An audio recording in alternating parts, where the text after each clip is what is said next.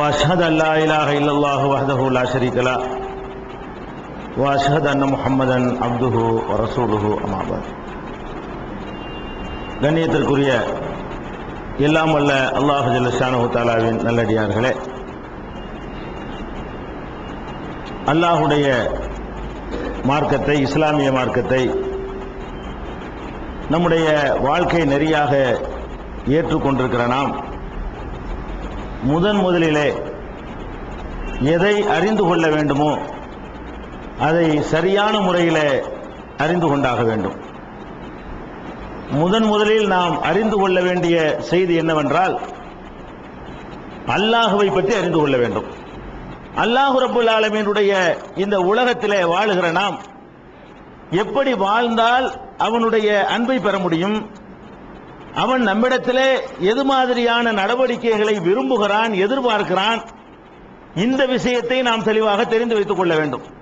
அல்லாஹ் நம்மிடத்தில் என்ன எதிர்பார்க்கிறான், அவனோடு எப்படி நாம் நடந்து கொண்டால் அவனுக்கு பிடிக்கும், இந்த விஷயத்தில் முஸ்லிம்களாகிய நாம் கூட இஸ்லாம் சொல்லித் தருகிற அந்த இலக்கணங்களை சரியாக அறிந்து கொள்ளாதவர்களாக இருக்கிறோம். இன்றைக்கு அல்லாஹ் நம்மிடத்தில் என்ன எதிர்பார்க்கிறான் என்பதை அறிந்து கொள்ளாத காரணத்தினால் உலகத்தில் நடக்கிற விபரீதங்களை கடந்த 2-3 நாட்களாகவே நீங்கள் பார்த்திருப்பீர்கள். கடவுளுக்காக, கடவுளுடைய அன்பை பெறுவதற்காக ஒருவர் குழியிலே அமர்ந்து மண்ணை போட்டு மூடி சமாதி ஆகுறார், தவம் இருக்கிறாராம். 2 நாளைக்கு பிறகு பார்த்தா பணமா வர்றாரு. இப்ப கடவுளுக்காக வேண்டி, கடவுளுடைய அன்பை பெறுவதற்காக வேண்டி அவர் சமாதி ஆகுறேன் ஆகி தவம் இருக்க போய் கடைசியில் என்ன ஆச்சுன்னா தன்னை தற்கொலை செய்து கொள்கிறார். இன்னொரு ஆளு சமாதியா இருக்க போய் அவர் அரசு பண்ணி விட்டாங்க. அவரும் பண்ணிட்டா என்ன ஆகுறது? நேத்து 13 வயசு 12 வயசு பாலகன், தாய் தந்தையருக்கு சேவை செய்ய வேண்டியவன், தாய் தந்தையருடைய அரவணைப்புல இருக்கக்கூடிய ஒருத்தன் வந்து கடவுளுக்குன்னு தன்னைய அர்ப்பணிக்கிறேன்னு சாமியார போனதை பாக்குறீங்க. என்ன காரணம்? இப்ப கடவுள் இதெல்லாம் விரும்புறாருன்னு நினைக்கிறாங்க. நம்ம இடத்துல கடவுள் என்ன செய்யறாருன்னு கேட்டா, நம்ம சாவுறதை விரும்புறாரு, நாமளே தியாகம் பண்ணிக்கிறத விரும்புறாரு. கடவுளுங்கிறவரை இப்படி எல்லாம் செஞ்சா தான் கடவுளை திருப்தி பண்ண முடியும். கடவுளை திருப்தி பண்றது லேசான விஷயம் கிடையாது. இப்படி எல்லாம் இந்த மனித குலம் நம்பிக்கொண்டிருக்கிறார்கள். முஸ்லிம்கள் பலர் அப்படி நம்புகிறார்கள். அதனால ஃபர்ஸ்ட் நம்ம அறிந்து கொள்ள வேண்டிய செய்தி, அல்லாஹ்வை பற்றி சரியான முறையிலே நம்ம புரிந்து கொள்ள வேண்டும். நிறைய தீமைகள் இருந்து நம்மளை காப்பாற்றும். முதலாவதாக நம்ம தெரிந்து கொள்ள வேண்டிய செய்தி என்னவென்றால், நாம மர்ம வாழ்க்கையை நம்புறோம். இந்த உலகத்தில் நம்ம எப்படி செயல்பட்டோமோ அதுக்கு ஏற்றவாறு மறுமையில் அல்லாஹ் சொர்க்கத்தை தருவான் அல்லது நரகத்தை தருவான். இதெல்லாம் நம்ம எல்லாருக்கும் தெரிந்து வைத்திருக்கிறோம். ஆனால் இதை எப்படி தெரிந்திருக்கிறோம் என்று சொன்னால், நம்முடைய அமல்களுக்கு, நம்முடைய நல்லறங்களின் காரணமாகத்தான் நமக்கு அல்லாஹ் சொர்க்கத்தை தருகிறான் அப்படின்னு நம்ம விளங்கி வைத்திருக்கிறோம். அது கிடையாது. நீங்க எவ்வளவுதான் நல்லறங்களை செய்தாலும் சரிதான், நீங்கள் சொர்க்கத்துக்கு போறது உங்களுடைய நல்லறங்களினால் கிடையவே கிடையாது. அல்லாஹ்வுடைய கருணையினால் தான் அந்த ஜட்ஜ்மெண்டை நீங்கள் பெறுகிறீர்கள். இது முதலில் அல்லாஹ்வை பற்றி நீங்கள் தெரிந்து கொள்ள வேண்டிய ஒரு சமாச்சாரம். நபிகள் நாயகம் ஸல்லல்லாஹு அலைஹி வஸல்லம் அவர்கள் இதை சொல்றாங்க, லன் யுத்கில அஹதன் அமலுல் ஜன்னah, எந்த ஒரு மனிதனையும் அவனுடைய அமல்கள், நல்லறங்கள் சொர்க்கத்தில் கொண்டு போய் சேர்க்கவே சேர்க்காது. நீங்க செய்யற அமல்களின் காரணமாக சொர்க்கத்துக்கு போலாம் நினைச்சீங்கன்னா அது நடக்கவே நடக்காதுங்கிறாங்க ரசூல் ஸல்லல்லாஹு அலைஹி வஸல்லம். சஹாபாக்கள் கேட்கிறாங்க, அன்த யா ரசூலல்லாஹ், அல்லாஹ்வுடைய தூதர் நீங்களுமா இவ்வளவு அமல் செய்றீங்களே, இந்த அமலுக்கு கூட சொர்க்கம் கிடைக்காதா? ரசூல் ஸல்லல்லாஹு அலைஹி வஸல்லம் சொல்றாங்க, நானும் இல்ல, என்னுடைய அமலுக்கு அல்லாஹ் சொர்க்கம் தர முடியாது. இல்லா யத்தகம்மதனி அல்லாஹு பி ரஹ்மத்தின் மின்ஹு, அவனுடைய அருளால் அல்லாஹ் என்னை போர்த்தி கொண்டாலே தவிர என்னுடைய அமலுக்கு சொர்க்கம் கிடைக்குமானா கிடைக்காது. இதுக்கு என்ன அர்த்தம் என்று சொன்னால், அல்லாஹ் ரப்புல் ஆலமீன் நமக்கு செய்திருக்கிற அருட்கொடைகளோடு ஒப்பிட்டு பார்த்தால் நாம் செய்கிற அமல்கள் ஒண்ணும் கிடையாது, ஜீரோ தான், கோழி முட்டை தான். நம்ம நினைத்துக் கொண்டிருக்கிறோம் 5 வேளை நம்ம தொழுது விட்டோம், நோன்பு எல்லாம் வைத்து விட்டோம், ஜக்காத் எல்லாம் கொடுத்து விட்டோம், இது பயங்கரமான நினைத்துக் கொண்டிருக்கிறோம். உண்மையில் அல்லாஹ் நமக்கு தந்திருப்பதற்கு நன்றி கடன் செய்வதற்கு இது போதுமா? அவன் என்ன கொஞ்சமா உங்களுக்கு தந்திருக்கிறான்? அவன் தந்திருப்பதற்கு கணக்கு பண்ணி, ஏன்பா நீ உனக்கு மூச்சு விடுறீல, ஒரு மூச்சை இழுக்கிறதுக்கு ஒரு அமல் செய்யணும், விடுவதற்கு ஒரு அமல் செய்யணும். இந்த ஒண்ணுக்கு மட்டும் நீ நன்றி கடன் செய்வதா இருந்தால் உன்னுடைய காலமெல்லாம் சுப்ஹானல்லாஹ் சுப்ஹானல்லாஹ் சொல்லிக்கிட்டே இருந்தா கூட, தூங்காம வேற வேலை செய்யாம வியாபாரத்துக்கு போகாம எல்லா நேரத்திலையும் வாய் சுப்ஹானல்லாஹ் சுப்ஹானல்லாஹ் சொல்லிக்கிட்டு இருக்குது. இப்படி நான் அர்ப்பணித்தால் கூட மூச்சு விடுறதுக்கும் மூச்சு இழுக்கிறதுக்கு மட்டும்தான் நன்றி செலுத்தின. மீதிக்கலாம் உன் கண்ணுக்கு எப்ப நன்றி செலுத்த போற, காதுக்கு எப்படி செலுத்துவ, உனக்கு தந்திருக்கிற இன்ன பிற பாக்கியங்களுக்கெல்லாம் நீ என்ன செய்ய போற? அப்ப அவன் தந்திருப்பதோடு கம்பேர் பண்ணி கணக்கு பண்ணி இங்க வாங்கன்னு கூப்பிட்டு நீங்க சொன்னலாம் செய்யுங்க, நீங்க செஞ்ச அமலையெல்லாம் சொல்லுங்க நல்லா போட்டு சரி அதுக்கு ஒரு மார்க் போட்டுருவோம். இப்ப நான் செஞ்சதெல்லாம் உனக்கு சொல்லட்டுமா அப்படின்னு அல்ல ஒரு லிஸ்ட் எடுத்தான்னு சொன்னா அது லெஜர் லெஜரா ஏறிடுமே. இதுக்கு நீ என்னப்பா பண்ணுன? இதுக்கு எனக்கு எவ்வளவு செய்யணும் அவ்வளவு நீ செய்யல. நான் கருணையினால உன்னைய தள்ளுறேன், கருணையின் காரணமாகத்தான் உன்னைய தள்ளுறனே தவிர அது ரசூல் ஸல்லல்லாஹு அலைஹி வஸல்லம் என்ன சொல்றாங்கன்னு சொன்னா இது சொல்லிவிட்டு சத்திது வகாரிபு, அதனால நடுநிலையா போய்க்கிறங்க. ஒரேடி அல்லாவுக்கு போறேன் கருணையெல்லாம் போக போறீங்க, சொன்ன அளவுக்கு செஞ்சுட்டு போயிருக்கணுமே தவிர நாங்க அல்லாவுக்கு அர்ப்பணிக்க போறோம் மார்க் அதிகமாக போறோம் மார்க்குனால நீ சொர்க்கத்துக்கு போகல, சொன்னது செஞ்சுக்கிட்டு போயிருக்கணுமே தவிர என்னமோ நம்ம நிறைய செஞ்சா சொர்க்கத்துக்கு போயிடலாம்னு சொல்லிட்டு உன் கணக்குல உன்னுடைய அமல்ல வரவு வைத்து சொர்க்கத்துக்கு போலாம் நினைக்காத என்று நபிகள் நாயகம் ஸல்லல்லாஹு அலைஹி வஸல்லம் அவர்கள் நமக்கு கற்றுத் தருகிறார்கள். அவர்களுடைய அமல்கள் கூட அவங்கள சொர்க்கத்துல சேர்க்காதான். நபிகள் நாயகம் ஸல்லல்லாஹு அலைஹி வஸல்லம் அவங்கள கூப்பிட்டு வைத்துக் கொண்டு நம்மளை விட்டுருவோம், ரசூல் ஸல்லல்லாஹு அலைஹி வஸல்லம் கூப்பிட்டு அல்லாஹ் கிட்ட வைத்துக் கொண்டு நீங்க என்னென்ன செஞ்சீங்க சொல்லுங்க ஒரு லிஸ்ட போட்டு விட்டான். இப்ப அல்லாஹ் திருப்பி கொடுக்கறான் லிஸ்ட, நான் உங்களுக்கு என்னென்ன செஞ்சு தெரியுமா அப்படின்னு அள்ளி கொடுத்தான்னு சொன்னா அதுக்கு இதுக்கு மேட்ச் ஆகுமா கொஞ்சமாச்சு? நபிகள் நாயகம் ஸல்லல்லாஹு அலைஹி வஸல்லம் செஞ்சதை விட அல்லாஹ் அவர்களுக்கு செய்திருப்பது கோடானு கோடி மடங்கு அதிகம். அதுக்கு நீ என்ன செஞ்சிருக்கிறேன்னு கணக்கு பண்ணி கொடுக்கறதா இருந்தா ஒன்னு சொர்க்கத்தெல்லாம் கொடுக்க இயலாது. இவ்வளவு தானே உனக்கு முடியும், நான் தானே உன்னை படைச்சிருக்கிறேன், உன்னால இதான் ஏழு போ சொர்க்கத்துக்கு. அப்படித்தான் நாம இறைவனிடத்துல சொர்க்கத்தை அடைவது போனா போறாங்க பலவீனமா நம்ம தான் படைச்சு விட்டோம், இதுக்கு மேல இவங்கள்ட்ட எதிர்பார்க்க கூடாது அப்படின்னு தான் எல்லாம் நம்மளை அனுப்புறானே தவிர கட் அண்ட் ரைட்டா கணக்கு பண்ணி அனுப்புறதா இருந்தா ஒருத்தரும் தேர மாட்டோம். அப்ப அல்லாஹ்வை நம்ம எப்படி புரிந்து கொள்ள வேண்டும் என்று சொன்னால் அவனுடைய கருணையின் காரணமாகத்தான், அவனுடைய வள்ளல் தன்மையின் காரணமாகத்தான், அவனுடைய பெருந்தன்மையின் காரணமாகத்தான், அவனுடைய மன்னிப்பின் காரணமாகத்தான், அற்பமானதில் அவன் திருப்தி அடைகிற காரணத்தினால்தான் நமக்கு அவன் சொர்க்கத்தை தருகிறானே தவிர நம்முடைய அமல்களுக்கு கணக்கு பார்த்து அவன் தருவது இல்லை. இது அல்லாஹ்வை பற்றி புரிந்து கொள்ள வேண்டிய ஒரு விஷயம். இதுக்கு சான்றாக நபிகள் நாயகம் ஸல்லல்லாஹு அலைஹி வஸல்லம் அவர்கள் நிறைய செய்திகளை சொல்றாங்க. அல்லாஹ் என்ன செய்வானா, மஹ்ஷர் மைதானத்தில் இந்த விசாரணை நடக்கும் இல்லையா, அன்னைக்கு நஜ்வாண்டு ஒரு விசாரணை இருக்குதுங்க. அந்த பாக்கியம் எல்லாம் நமக்கெல்லாம் தரணும். நஜ்வாண்ட ரகசிய விசாரணை, எல்லாம் ஓபனா தான் நல்லா விசாரிப்பான். அல்லாஹ் யாருக்கு கருணை காட்டுறானோ அவங்கள மட்டும் அல்லாஹ் என்ன செய்வானா, இங்க வாடான்னு கூப்பிடுவானா. கூப்பிட்டு அவனை கருணை காட்ட நினைச்சிட்டான் அல்லாஹ். மஹ்ஷர்ல எல்லா மக்களும் கூடி இருக்கும் பொழுது அவனை தனியா கூப்பிட்டு ரகசியமா வச்சுக்கிட்டு அவன் தோல்ல கைய போடுவானா. அல்லாஹ் கைய போட்டு, டேய் நீ இந்த தப்பு செஞ்சீல, இந்த தப்பு செஞ்சீல, இத்தனை அதை செஞ்சீல, இத்தனை எது செஞ்சீங்கன்னு அவன் என்ன செய்வான், விளவெடுத்துருவானா. ஆஹா என்ன தனியா கூப்பிட்டு வச்சுக்கிட்டு இப்படி ஒண்ணுனா கேட்கிறான என்ன ஆகுமோ, இப்படி விளவெடுத்து போனோம்னு அல்லாஹ் சொல்லுவானா. இது எனக்கு உனக்கு தான் தெரியும், எவனுக்கும் தெரியாது, நான் மறைச்சிட போடுறேன். அல்லாஹ் என்ன செய்வானா, கூப்பிட்டுக்கிட்டு அவனை விளவெடுத்து போக வைத்து அவன் செய்ததெல்லாம் சொல்லி காட்டி விட்டு இவன் ஆடி நடுங்கி போயிருப்பான் பாருங்க. அப்ப அல்லாஹ் சொல்லுவானா, இது உனக்கு தெரியும் எனக்கு தெரியும், உலகத்தில் எவனுக்கு தெரியாது, உலகத்தில் நான் மறைத்தபடியே இப்பவும் மறைக்கிறேன், ஓடுறா சொர்க்கத்துக்குங்கிறான். அப்ப அல்லாஹ்வுடைய கருணையில் போறோங்கிறத பாருங்க. இதுக்கெல்லாம் கணக்கு பண்ண என்ன ஆகுறது, இதை செஞ்சு அதை செஞ்சான்னு கேட்டுவிட்டு இதுக்கெல்லாம் கணக்கு பண்ண என்ன ஆகுறது, இதாவது பரவாயில்லை. கருணையினால் தான் அல்லாஹ்ங்கிறவன் நம்ம மேல கருணை உள்ளவன் விளங்கல. நம்ம எல்லாருமே நம்ம என்ன விளங்குறோம், நம்மள கரட்டு முரடானவங்க மாதிரியும் அப்படியே அட்டைக்கு மிதிச்சு ஒரு எஜமானி அடிமைகளை வச்சு நடத்துவாங்க, சவுக்க கையில வச்சுக்கிட்டு அந்த மாதிரி ஒரு சர்வாதிகார ஆட்சியில் இருக்கிற ஒரு மன்னன் எப்படி மக்களை போட்டு கசைக்கு புலிவானோ அந்த மாதிரி ஒரு கொடுங்கோல் மன்னன் மாதிரியும் ரப்புல் ஆலமீனை வழங்கி இருக்கிறமே தவிர அவனை அளவற்ற அருளாளன் நம்ம விளங்கவில்லை. அவனுடைய அளவற்ற அருளுக்கு இன்னொரு தன்மையை ரசூல் ஸல்லல்லாஹு அலைஹி வஸல்லம் சொல்றாங்க.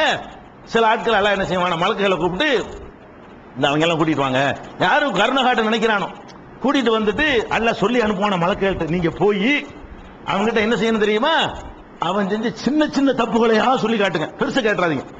பெருசு சின்னதுமா சேர்ந்து நம்ம செஞ்சிருப்போம்ல, கூட்டுங்க நிப்பாட்டி வச்சுக்கிட்டு பெருசு ஒன்னையும் கேள்வி கேட்காதீங்க. ரொம்ப சின்னது இருக்கும்ல, அவன் காதை நோண்டுனியா, இப்படி பண்ணியா, குசும்பு பண்ணியா, ஒரு ஆளை சிரிச்சியா, இப்படிங்கிற மாதிரி விஷயம், இதெல்லாம் சின்ன விஷயங்கள். ஒரு ஆளை பத்தி நக்கல் பண்றது, கிண்டல் பண்றது, இது மாதிரியான ஒரு சின்ன சின்ன விஷயங்களா எடுத்துக்கிறோம். இவன் திருநது, மற்றபடி சினிமாவுக்கு போனது, விசாரம் பண்ணது நிறைய பண்ணிருப்பான். அதை கண்டுக்கிறாம அல்லாஹ் என்ன செய்வானா, கூப்பிட்டு வச்சுக்கிட்டு மலக்குகளை விட்டு சின்ன சின்னதா சொல்லி இத்தனை இவன் காதை நோண்டுனியா, ஆமா. அவன் நினைக்குவான், இதெல்லாம் போட்டுக்கிட்டு அப்ப பெருசுலாம் வந்து என்ன ஆகும் அவன் நினைக்குவாங்க. இப்ப இந்த மாதிரி அற்பமானதெல்லாம் முடிச்சு நோண்டி கேட்கறத பார்த்தா நம்ம கதை ஒண்ணு தேராது போல இருக்குத அப்படின்னு அவன் நினைக்குவானா. அப்படி மலக்குகள்லாம் கேட்டுட்டு இருக்கும் பொழுது கடைசியா அல்லாஹ் இல்லன்னு சொல்லி முடிச்சு அல்லாஹ் வந்து என்ன செய்வானா, டேய் இந்த சின்னதெல்லாம் செஞ்சீங்கல்ல, இது எல்லாத்தையுமே நீ செஞ்ச தப்பான நன்மையா மாத்திரம் போட. நீ செஞ்ச தப்பு இருக்குல்ல, நான் கருணை செய்ய நினைச்சிருக்கிறதுனால உன்னுடைய ஒவ்வொரு தப்பையும் நன்மையாக நான் மாற்றுகிறேன் அப்படின்னு நல்லா சொல்லுவானா. இவன் சும்மா இருக்க வேண்டியான. அப்ப இவன் சொல்லுவானா, நான் பெரிய பெரிய பயங்கரமான விஷயம்லாம் பண்ணிருக்கேன், அதெல்லாம் காணாம இப்ப இவனா வாலண்டியரா அல்லாஹ் வந்து அவன் சின்ன சின்னதெல்லாம் கேட்டுவிட்டு பெருசை விடுறான். இவன் என்ன செய்வானா, வழுக்கட்டாயமா தானா முன் வந்து, யாரெல்லாம் இது என்ன சும்மா நோண்டுனதையும் இதையும் கேட்கறிய, நான் வேற என்னென்னலாம் பண்ணிருக்கேன் தெரியுமா, அதெல்லாம் இங்க பட்டியலில் காணலையே அப்படின்ற உடனே அல்லாஹ் அது சொல்றான். அல்லாஹ் ரசூல் ஸல்லல்லாஹு அலைஹி வஸல்லம் சொல்றாங்க, இப்படி கேட்பான்னு சொல்லிவிட்டு கடவாய்ப்பற்கள் தெரியும் அளவுக்கு ரசூல் ஸல்லல்லாஹு அலைஹி வஸல்லம் சிரிக்கிறாங்க. இப்படி கேட்பான் அவன், அப்படி அவன் கேட்கிற அளவுக்கு எல்லாம் கண்டுக்கிறாம இருப்பான். இது சொல்லும் போது ரசூலுல்லாஹ்க்கு சிரிப்பு வருது, அல்லாஹ்வுடைய கருணையை நினைத்து. அவர்கள் கடவாய்ப்பற்கள் தெரிகிற அளவுக்கு சிரித்து விட்டு ஓடுற சொர்க்கத்துக்கு வேணால. உனக்கு நான் கேட்க நீ எதுக்கு சொல்ற, நானே கேட்கல உன்ட்ட, உனக்கு எதுக்கு தேவையில்லாத வேலைன்னு சொல்லி அல்லாஹ் அவனை போட்டு செய்வானா, சொர்க்கத்துக்கு அனுப்புவானா. அப்ப அல்லாஹ் வந்து நம்ம மீது காட்டுகிற கருணை வந்து இப்படிப்பட்டது. நம்ம அமலு கணக்கு பண்ணிலாம் செய்யற மாதிரிலாம் தெரியல பார்த்தா, அவன் தன்னுடைய அருளை கொண்டு நம்மை கொண்டு சொர்க்கத்தில் சேர்க்கிறான் என்பதற்கு அவன் நம்முடைய தப்புகளை விசாரணைக்கு எடுத்துக்கொள்ளாமல் மறைக்கிறான் பாருங்க.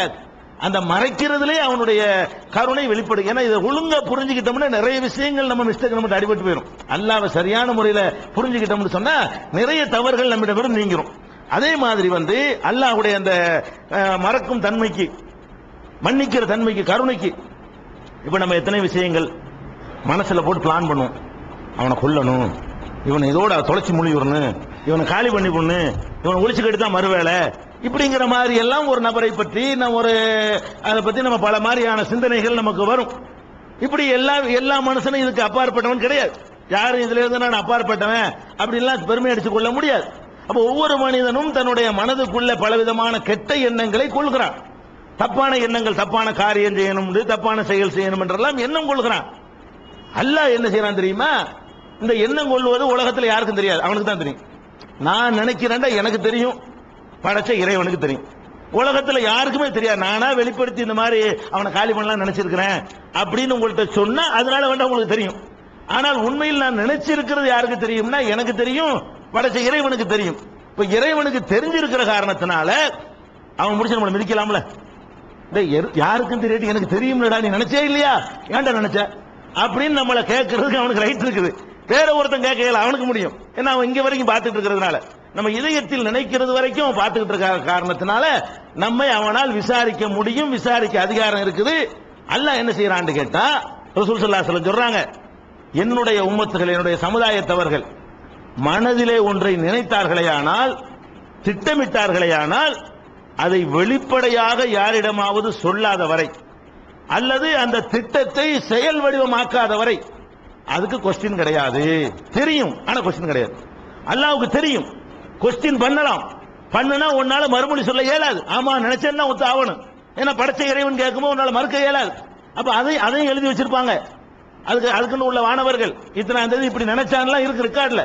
அப்ப ரெக்கார்டு பூர்வமா நிரூபிக்க இயலும் பொழுது கூட அல்லாஹ் என்ன பண்றான்னு கேட்டா, நினைச்சது விட்டு சொல்லு, நினைச்சு உனக்குள்ள இப்படி அமைக்கிறான்.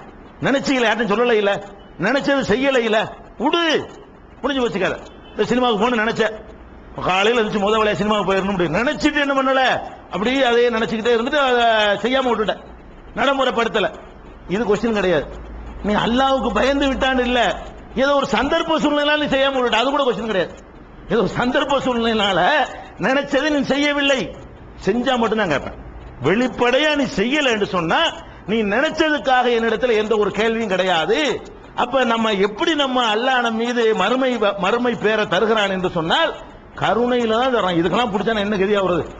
நினைச்சதுக்கெல்லாம் பிடிச்சா ஒண்ணு தேர்வோமா? நம்ம நினைச்சது நம்ம என்ன நினைக்கிறோன்றதுக்கெல்லாம் பிடிச்சோம்னு சொன்னா நம்முடைய எண்ணங்கள்ல எவ்வளவு ஒழுங்கா இருக்குது? பாதி ஒழுங்கா தேராது, பாதி கெட்ட எண்ணம் தான். செயல்கள் வேணா ஒரு 75 நல்லது செய்யணும் மனுஷன்ல இருக்கலாம். எண்ணங்களை பொறுத்து எடுத்து பாத்தீங்கன்னு சொன்னா 50% மேல 75% மேல கெட்ட எண்ணங்கள் தான் ஜாஸ்தியா நம்ம இடத்துல இருக்குது. இதுக்கெல்லாம் கொஸ்டின் கிடையாது. இப்படி ஒரு கருணை காட்டுபவனாக அல்லாஹ் இருக்கிறான். இது ஒரு அவனுடைய தனிச்சிறப்பாக நீங்கள் பார்த்துக்கணும். அதே மாதிரி ரசூல் ஸல்லல்லாஹு அலைஹி சொல்றாங்க, ஒரு மனிதன் வந்து நோயாளி ஆயிட்டான். நோயாளி ஆகிறதுக்கு முன்னாடி நல்ல ஆரோக்கியமா இருக்கிறான். ஆரோக்கியமா இருந்த காலத்தில் அவன் நபிலான சுன்னத்தான விரும்பத்தக்க எத்தனையோ காரியங்களை எல்லாம் செய்யறான். நோயாளியான காரணத்தினால் அதை செய்யல, கடமையை மட்டும் செய்யறான். இப்ப அல்லாஹ் என்ன பண்ணுவானா, போட்டு தள்ள 3 மாசம் நோயா கிடந்தானா 3 மாசம் எல்லாம் செஞ்சான்னு எழுதுறான்ல. நம்ம 3 மாசம் ஒண்ணுமே செய்யல. நோயாளியா இருந்த நேரத்தில் கடமையை மட்டும் செஞ்சுட்டோம். நோயாளியா இல்லாத நேரத்தில் சுன்னத்து நபிலிருந்து நிறைய வணக்கங்கள் பண்ணிக்கிட்டே இருந்தோம். படுக்கையில் விழுந்துட்டோம், குர்ஆன் ஓத முடியல, சுன்னத்தான தொழுவ முடியல, தான தர்மங்கள் பண்ண முடியல, தாவா பண்ண முடியல, ஒரு ஆளை போய் சந்திச்சு ஆறுதல் சொல்ல முடியல, எவ்வளவோ நல்லறங்களை நம்ம இழந்துட்டோம். படுத்த படுக்கையா 1 வருஷமோ 2 வருஷமோ 3 வருஷமோ 10 வருஷமோ கிடக்குறோம். 10 வருஷம் என்ன கணக்குன்னு சொன்னா, நீ ஆரோக்கியமா இருக்கும்போது என்ன கணக்கு அந்த கணக்கு. நம்ம ஆரோக்கியமா இருக்கும்போது என்ன நல்லறங்கள் செய்து கொண்டிருந்தோமோ அதை இப்பவும் செய்யறான்னு எழுது பண்றான்ல. அப்ப நம்ம அமலை கொண்டா போறோம் சொர்க்கத்துக்கு? அமலை கொண்டாங்க போறோம்? ஒண்ணுமே பண்ணலையே. பண்ணாம வர வைக்கிறான். நம்ம பண்ணி வர வச்சாதான் அமலை கொண்டு நீங்க சொல்லலாம். நம்ம ஒண்ணுமே பண்ணல, அவன் மாட்டுக்கு நீ செஞ்சாங்கிறான். நீ இத்தனை நோயாளி விசாரிச்சேங்கிறான்.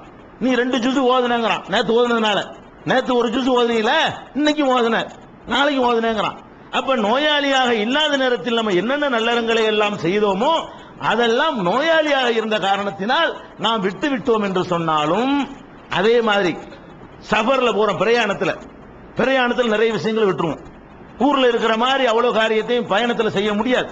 பயணத்தில் நிறைய அந்த வேலைகள் இருக்கிற காரணத்தினால சுன்னத்து நபில்கள் எல்லாம் விட்டுருவோம். பயணத்துக்கு இதே மாதிரி 3 நாள் பிரயாணத்தில் அந்த ஊர்ல செஞ்சுக்கிட்டு இருந்த பல இரவு தொழுகை விட்டுறோம், சுன்னத்தான தொழுகை விட்டுறோம், நிறைய குறைபாடுகளை செஞ்சிடறோம். வழக்கமான திக்ர்கள், தொழுகைக்கு பிந்தி ஓத வேண்டிய அப்படி இப்படி நிறைய மிஸ் பண்ணிடுறோம்.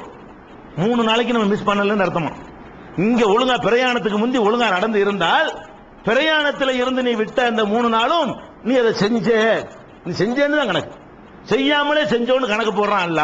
அப்ப மறதிக்கு கொஸ்டின் இல்லைங்கிறான், நோய்க்கு கொஸ்டின் இல்லைங்கிறான். பிரயாணத்தில் இருக்கிற காரணத்தினால சில காரியங்களை நீ விட்டுருந்தேன்னு சொன்னா நீ செஞ்சதாக கணக்கு வைப்பேன்னு சொல்றான்.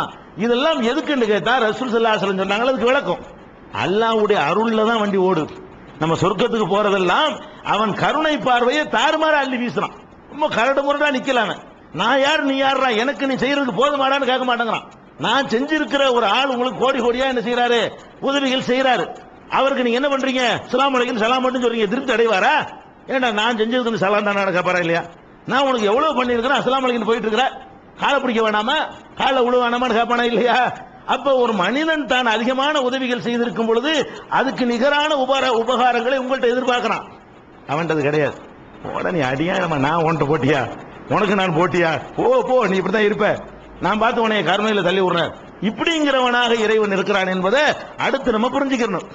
அதனால ரசூல் ஸல்லல்லாஹு அலைஹி வஸல்லம் சொல்றாங்கன்னு கேட்டா நிறைய சம்பவங்களை சொல்றாங்க. ஒரு மனிதன் போய்கிட்டே இருக்கான் தெருவுல. இதை பார்த்தா ஒரு அமல் தான் உங்களுக்கு தெரியாது, இது ஒரு நன்மைண்டே உங்களுடைய சிந்தனைக்கு படாது. ஒரு நாய் தாகத்துல துடித்துக் கொண்டிருக்கிறது. தெருவுல போறான், ஒரு நாய் தாகத்துல நாக்க தொங்க போட்டு கொண்டு கஷ்டப்பட்டுக்கிட்டு இருக்கிறது. ஒரு கிணத்துக்கிட்ட இருக்கிறது. இவன் பார்க்கறான், எதுவுமே தண்ணியே இல்ல. அவனுடைய அந்த துணியை எடுத்து முடிச்சு போட்டு நீளமாக்கி அந்த கிணத்துக்குள்ள விட்டு அந்த துணியை ஈரமாக்கி மறுபடியும் அதை இழுத்து அதை புழிஞ்சி அந்த நாய் வாயில ஊத்தி அதனுடைய தாகத்தை என்ன செய்யறான், தீர்த்துறான். இதை பார்த்து அல்லாஹ்வுக்கு சந்தோஷம் தாங்க முடியலையா, புடிச்சு போறான் அவன சொர்க்கத்துல. இது ஒண்ணு போல நடக்குங்கிறான். அல்லாஹ் என்ன பண்ணுவானா, ஒரு நாயுடைய தாகத்தை தீர்ப்பதற்காக தன்னுடைய வேலை வெட்டி எல்லாம் விட்டுட்டு அதுக்குன்னு ஒருத்த மெனக்கட்டான் பாரு, கருணை காட்டின பாரு, இந்த ஒண்ணுக்காக வேண்டி அவனை சொர்க்கத்துல தள்ளுங்கள் என்று அல்லாஹ் சொல்லுவான். சில ஆளுக்கு சொர்க்கத்துக்கு போறதுக்கெல்லாம் நம்மள நினைச்சு கூட பார்த்திருக்க மாட்டோம். இவன் எப்படி இங்க வந்திருப்பான், இவன் எப்படி நம்ம பள்ளிவாசல கதிட்டு இருந்தோம், இவன்லாம் சொர்க்கத்தில் நிக்கிறான்னு நம்ம சொர்க்கத்துல நம்மள அல்லாஹ் அனுப்புனான்னு சொன்னா நம்ம பார்த்து ஆச்சரியப்படுவோம். எதுக்கு வந்திருப்பான்? ஒரு நாயினால வந்திருப்பான், ஒரு பூனையினால வந்திருப்பான். இப்ப சொர்க்கத்துக்கு வருவதற்குரிய காரணங்களை எல்லாம் ரொம்ப ரொம்ப அற்பமாவெல்லாம் அல்லாஹ் ஆக்கி வச்சிருக்கான். ஒருவன் சொர்க்கத்துக்கு போவதற்கு என்னமா ஒரு அற்பத்தை இப்போடு உள்ளவனை சொர்க்கத்துக்கு அனுப்புவன அப்படின்னு சொல்லிடுறான். ஆனா நமக்கு ஒரு குழந்தையை கொடுத்து எல்லாம் கையை எடுத்துட்டான், குழந்தையை கொடுத்து எடுத்துட்டான்னு சபர் பண்ணிக்கிறியா, அதுக்கு சொர்க்கம் நாங்கிறான் இல்ல. உனக்கு கண் பார்வை இல்லாம குருடனா படைச்சிட்டேங்கிறியா, அதை சகிச்சுக்கிட்டியா, அது ஒண்ணுக்காக உன்னை சொர்க்கத்தில் போட்டுருவானா? நீ என்னுடைய கடமைகள்ல கொஞ்சம் குறை செஞ்சிருந்தாலும் கூட அந்த ஒண்ணுனால உன்னை என்னால சொர்க்கத்தில் போட முடியும் அப்படின்னு சொல்லக்கூடிய காட்சிகளை பார்க்கிறோம். ரசூல் ஸல்லல்லாஹு அலைஹி வஸல்லம் அப்படி அல்லாஹ் சொல்வதா சொல்றாங்க, என்னோட அடியானுக்கு அவனுக்கு விருப்பமானதை அல்லது விருப்பமானவரை விருப்பமானதுன்னா பொண்டாட்டியா இருக்கலாம், பிள்ளையா இருக்கலாம், அத்தாவா இருக்கலாம், பிள்ளை மகனா இருக்கலாம். விருப்பமான ஒரு ஆளை கைப்பற்றி கொண்டால் அல்ல விருப்பமான ஒன்று என்னவா இருக்கலாம், கையா இருக்கலாம், கண்ணா இருக்கலாம், மூக்கா இருக்கலாம், அது அல்லாஹ் எடுத்துக்கொண்டான். எடுத்துக்கொண்ட பிறகு அதை சபர் செய்து கொண்டானேயானால் அவனுக்கு சொர்க்கத்தை தவிர வேறு பரிசு கிடையாது அப்படின்னு அல்லாஹ் சொல்வதாக நபிகள் நாயகம் ஸல்லல்லாஹு அலைஹி வஸல்லம் அவர்கள் நமக்கு சொல்லித் தருகிறார்கள். நம்ம நோன்பு வைத்திருக்கிறோம், எல்லாம் கருணைக்கு சொல்ல வர்றேன். நோன்பு வைத்துக் கொண்டு பகல் நேரம் யாவும் எல்லாம் சாப்பிட்டு விட்டோம். நோன்பு ரமலான் மாசம் நோன்பு தான், ஆனால் நமக்கு நினைவே இல்லாம நேற்று உள்ள யாவத்துல முதல் நோன்புல இப்படி யாவும் மிஸ்டேக் வரும். ஒரு 2-3 நாளைக்கு பழகுற வரைக்கும் நம்ம கொஞ்சம் கேர்ஃபுல்லா இல்லைன்னு சொன்னா நோன்புங்கிற மருந்து நம்ம சாப்பிட்டுருவோம். ஃபுல்லா இழுத்து முடிச்சு வயிறுலாம் நிறைஞ்சு போச்சு, தொண்டைக்குழி வரைக்கும் வந்துருச்சு. அப்பதான் ஞாபகம் வருது, ஆகா நோன்புல இப்ப என்ன பண்ணனே, கல்லா கருணையாளன இல்லாட்டி திண்டி இல்ல இன்னொரு நோன்பு வையுங்கன்னு அப்படித்தானே செய்யணும். அட போல நோன்பு தான்டா, நீ நோன்பு தான் போ, இது திங்கிறதுனால எனக்கு என்ன போகணும், என்னத்தை தான் நான் பாக்கிறேன், நீ மறக்கத்தானே செஞ்ச, மறந்துட்டு தானே திண்ட, அதனால ஒண்ணுமே கிடையாது போ, நீ நோன்பு தான். அப்ப ஃபுல்லா வெட்டி இருக்கிறோம், அல்லாஹ் என்ன பண்றான், வெட்டலங்கிறான். இது கருணையா என்ன இது, நம்ம ஃபுல்லா சாப்பிட்டு விட்டோம், தொண்டைக்குழி வரைக்கும் ஏறி போச்சு, பசியே இல்ல, அடுத்தவன்லாம் பசிக்கிட்டு இருக்கிறான், நம்ம பசி இல்லாம இருந்துகிட்டு இருக்கிறோம், பசியை போய்கிட்டோம். அன்னைக்கு நோம்புடைய எந்த அறிகுறி நம்ம இடத்துல இருக்காது. அல்லாஹ் என்ன பண்றாங்கிறான், நீ நோம்புங்கிறான். நான் நோம்பு இல்லைன்னு எனக்கு தெரியுது, அவன் என்ன சொல்றான், இல்ல நீ நோம்பு தான். இது கருணை, இதுக்கு மிஞ்சின காரணம் என்ன இருக்குது? அப்ப ஒரு மறதியாக ஒருத்தன் சாப்பிட்டு விட்டான் என்று சொன்னால் அந்த நோம்பை வைக்க வேண்டியதும் இல்ல, அது யாவும் வந்து நிப்பாட்டிக்கணும்.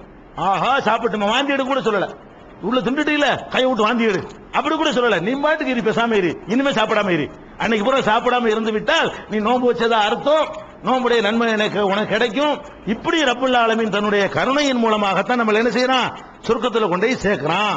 எந்த அளவுக்கு சொன்னா ரசூல் ஸல்லல்லாஹு அலைஹி வஸல்லம் சொல்றாங்க, நம்ம மனைவியை சந்தோஷப்படுத்துறதுக்காக ஒரு கவலை உணவு வாயில ஊட்டுறீங்க, இதுக்கு எல்லாம் கூலி தரணுமா? அல்லாஹ் என்ன பண்றான் தெரியுமா, அதை தன்னோட வேணும்னு சம்பந்தப்படுத்துறான். அவனுக்கு எந்த சம்பந்தமும் இதுல இல்ல. அட நான் சொன்னதுனால செய்யற அப்படிங்கிறான். அல்லாஹ் என்ன பண்றான்னு கேட்டா, நான் தானே இப்படி படிச்சு வச்சுக்கிறேன், கணவன் மனைவியை சந்தோஷப்படுத்தணும், அப்ப எனக்காகத்தான் நீ அதை செஞ்ச அப்படின்னு அல்லாஹ் வேணும்னு தேவையில்லாம சம்பந்தப்படுத்திக்கிறான். அவனுக்கு என்ன இல்ல சந்தோஷம் இருக்கு, ஒண்ணுமே இல்ல. உங்களுக்கு கருணை செய்வதற்காக வேண்டி அவனை வாலண்டரியா இன்வால்வ் ஆகிக்கிட்டு, நான் தானே எனக்காக நீ செஞ்ச போடா, இதுக்கு ஒரு நன்மை இருக்கு உனக்கு, பொண்டாட்டியை திருப்திப்படுத்தினா நன்மை, பிள்ளையை திருப்திப்படுத்தினா நன்மை, இப்படி என்னென்ன காரியம் நீ செய்து அதுக்கெல்லாம் நன்மை என்று அல்லாஹ் ரப்புல் ஆலமீன் தன்னுடைய கருணையை வாரி வாரி வழங்குகிறான். அப்ப ஃபர்ஸ்ட் அல்லாஹ்வை நிறைய தெரிஞ்சுக்கிறேன். அல்லாஹ்வை அறிந்து கொள்ற விஷயத்துல நிறைய புரிந்து கொள்ற விஷயத்துல நிறைய தப்பு பண்றோம். ஃபர்ஸ்ட் நீங்கள் வழங்கிக் கொள்ள வேண்டும், நம்ம 24 மணி நேரத்தையும் வணக்கத்துக்கு நீங்கள் செலவிட்டாலும் அதுக்காக சொர்க்கம் தர முடியாது. 24 மணி நேரம் தொழுவுறீங்க, அதுக்கு சொர்க்கம் தரலாமான்னா அதுக்கு சொர்க்கம் தர முடியாது. அதை விட தாண்டி அவன் தந்திருக்கான், அவன் தந்தாச்சு ஆல்ரெடி. முதல்ல தந்தாச்சு, அப்புறம் என்ன சொர்க்கம் தர்றது? தந்ததுக்கு தானே தொழுவுறீங்க, அதுக்கே பத்தாத. அவன் தந்திருக்கிறதுக்கே நீங்கள் தொழுகிற தொழுகை பத்தாது.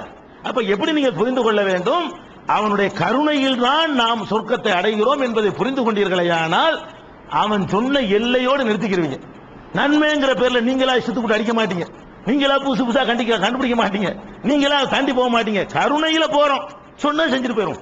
அவன் என்ன சொன்னாலும் அதை தாண்ட வேணாம் அப்படிங்கிற ஒரு அடிப்படையை இந்த வாரம் நாம் புரிந்து கொள்வோம். அடுத்தடுத்த வாரங்களில் இன்ஷா அல்லாஹ் அல்லாஹ்வை பற்றிய வேறு சில பண்பாடுகள், நம்மோடு அல்லாஹ் எப்படியான உறவுகளை விரும்புகிறான் என்பதை அடுத்தடுத்த வாரங்களில் இன்ஷா அல்லாஹ் அறிந்து கொள்வோம். அல்ஹம்துலில்லாஹி நஹ்மதுஹு வ நஸ்தஈனுஹு வ நஸ்தக்ஃபிருஹு வ நுமினு பிஹி வ நதவக்கலு அலைஹி வ நஊது பில்லாஹி மின் ஷுரூரி அன்ஃபுஸினா வ மின் ஸய்யிஆத்தி அமாலினா من يهده الله فلا مضل له ومن يضلله فلا هادي له واشهد ان لا اله الا الله وحده لا شريك له واشهد ان محمدا عبده ورسوله اما بعد. கண்ணியத்திற்குரிய எல்லாம் வல்ல அல்லாஹ் ஜல்ல ஷானஹு தஆலாவின் நல்லடியார்களே, அல்லாஹ்வுடைய பேரருளால் அவனுடைய முக்கியமான ஒரு கடமையை நிறைவேற்றுவதற்காக நாம் எல்லாம் இங்கே குழுமி இருக்கிறோம்.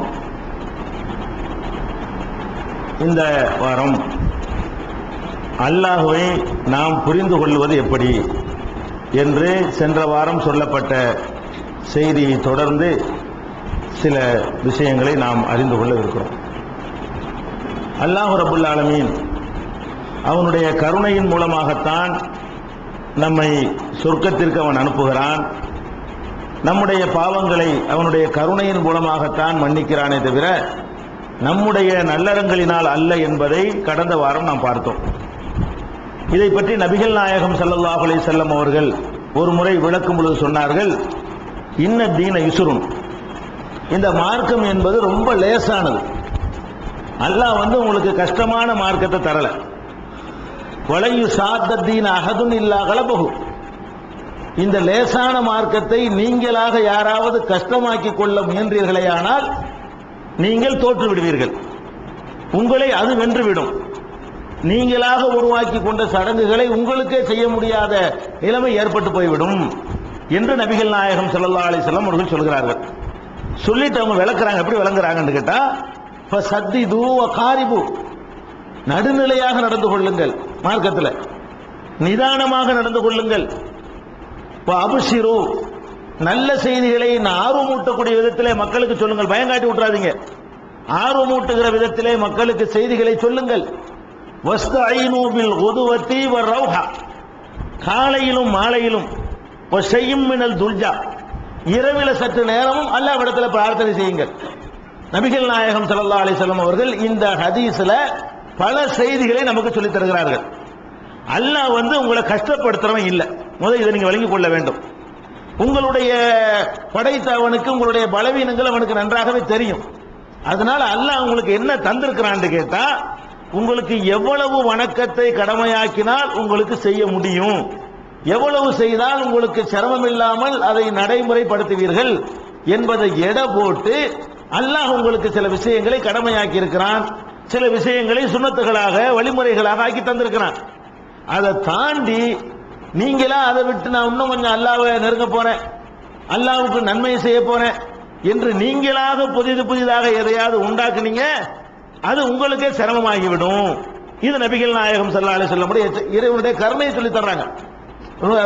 இதுல நீங்க புரிந்து கொள்வதாக இருந்தால், இப்ப நம்ம இன்னைக்கு சமுதாயத்தில் பார்க்கிறோம், சமுதாயத்தில் என்ன பண்றாங்க தெரியுமா, கடமையான தொழுகை நோன்பு இதுகளை எல்லாம் புறக்கணித்து விட்டு அவங்களாக கஷ்டமான விஷயங்களை தங்கள் மீது சுமையாக்கி கொண்டார்கள்.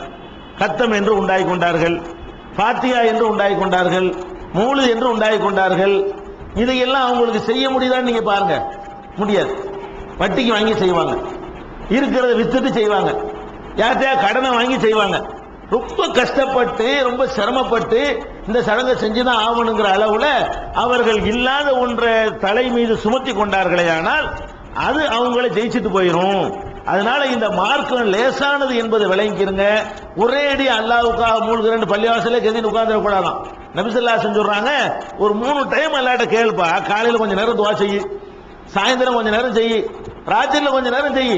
ஒரே பள்ளிவாசலே உட்கார போறேன்னு உட்கார்ந்து நான் அல்லாஹ்வை நெருங்க போறேன்னு போயிடாத, இல்லைன்னா உனக்கு கஷ்டமாயி போயிடும். அப்ப அல்லாஹ் கருணையின் மூலமாக நமக்கு அருள் பாலிக்கிற காரணத்தினாலதான் இந்த மாதிரி லேசான ஒரு சட்டத்தை நமக்கு தந்திருக்கிறான். திருமறை குர்ஆன்ல கூட நமக்கு சொல்றான், நோன்பு கடமையாக்கி இருக்கிறான். அந்த நோன்பு கடமையாக்கும் பொழுது கூட அல்லாஹ் என்ன சொல்றான்னு கேட்டா, நீங்கள் பிரயாணத்தில் இருக்கிறீர்கள் அல்லது நோயாளிகளாக இருக்கிறீர்கள், வேற நாள்ல வச்சுக்கிறீங்கன்னு சொல்றான். இது சொல்லிட்டு அல்லாஹ் என்ன காரணம் சொல்றான் தெரியுமா, யுரீதுல்லாஹு பிக்குமுல் யுஸ்ர வலா யுரீது பிக்குமுல் உஸ்ர. அல்லாஹ் உங்களுக்கு லேசா நாடுகிறான், உங்களுக்கு கஷ்டப்படுத்த நினைக்கல. நீ பிரயாணமா இருந்தாலும் வையி என்று சொன்னால் அவனுக்கு அதிகாரம் இருக்குது.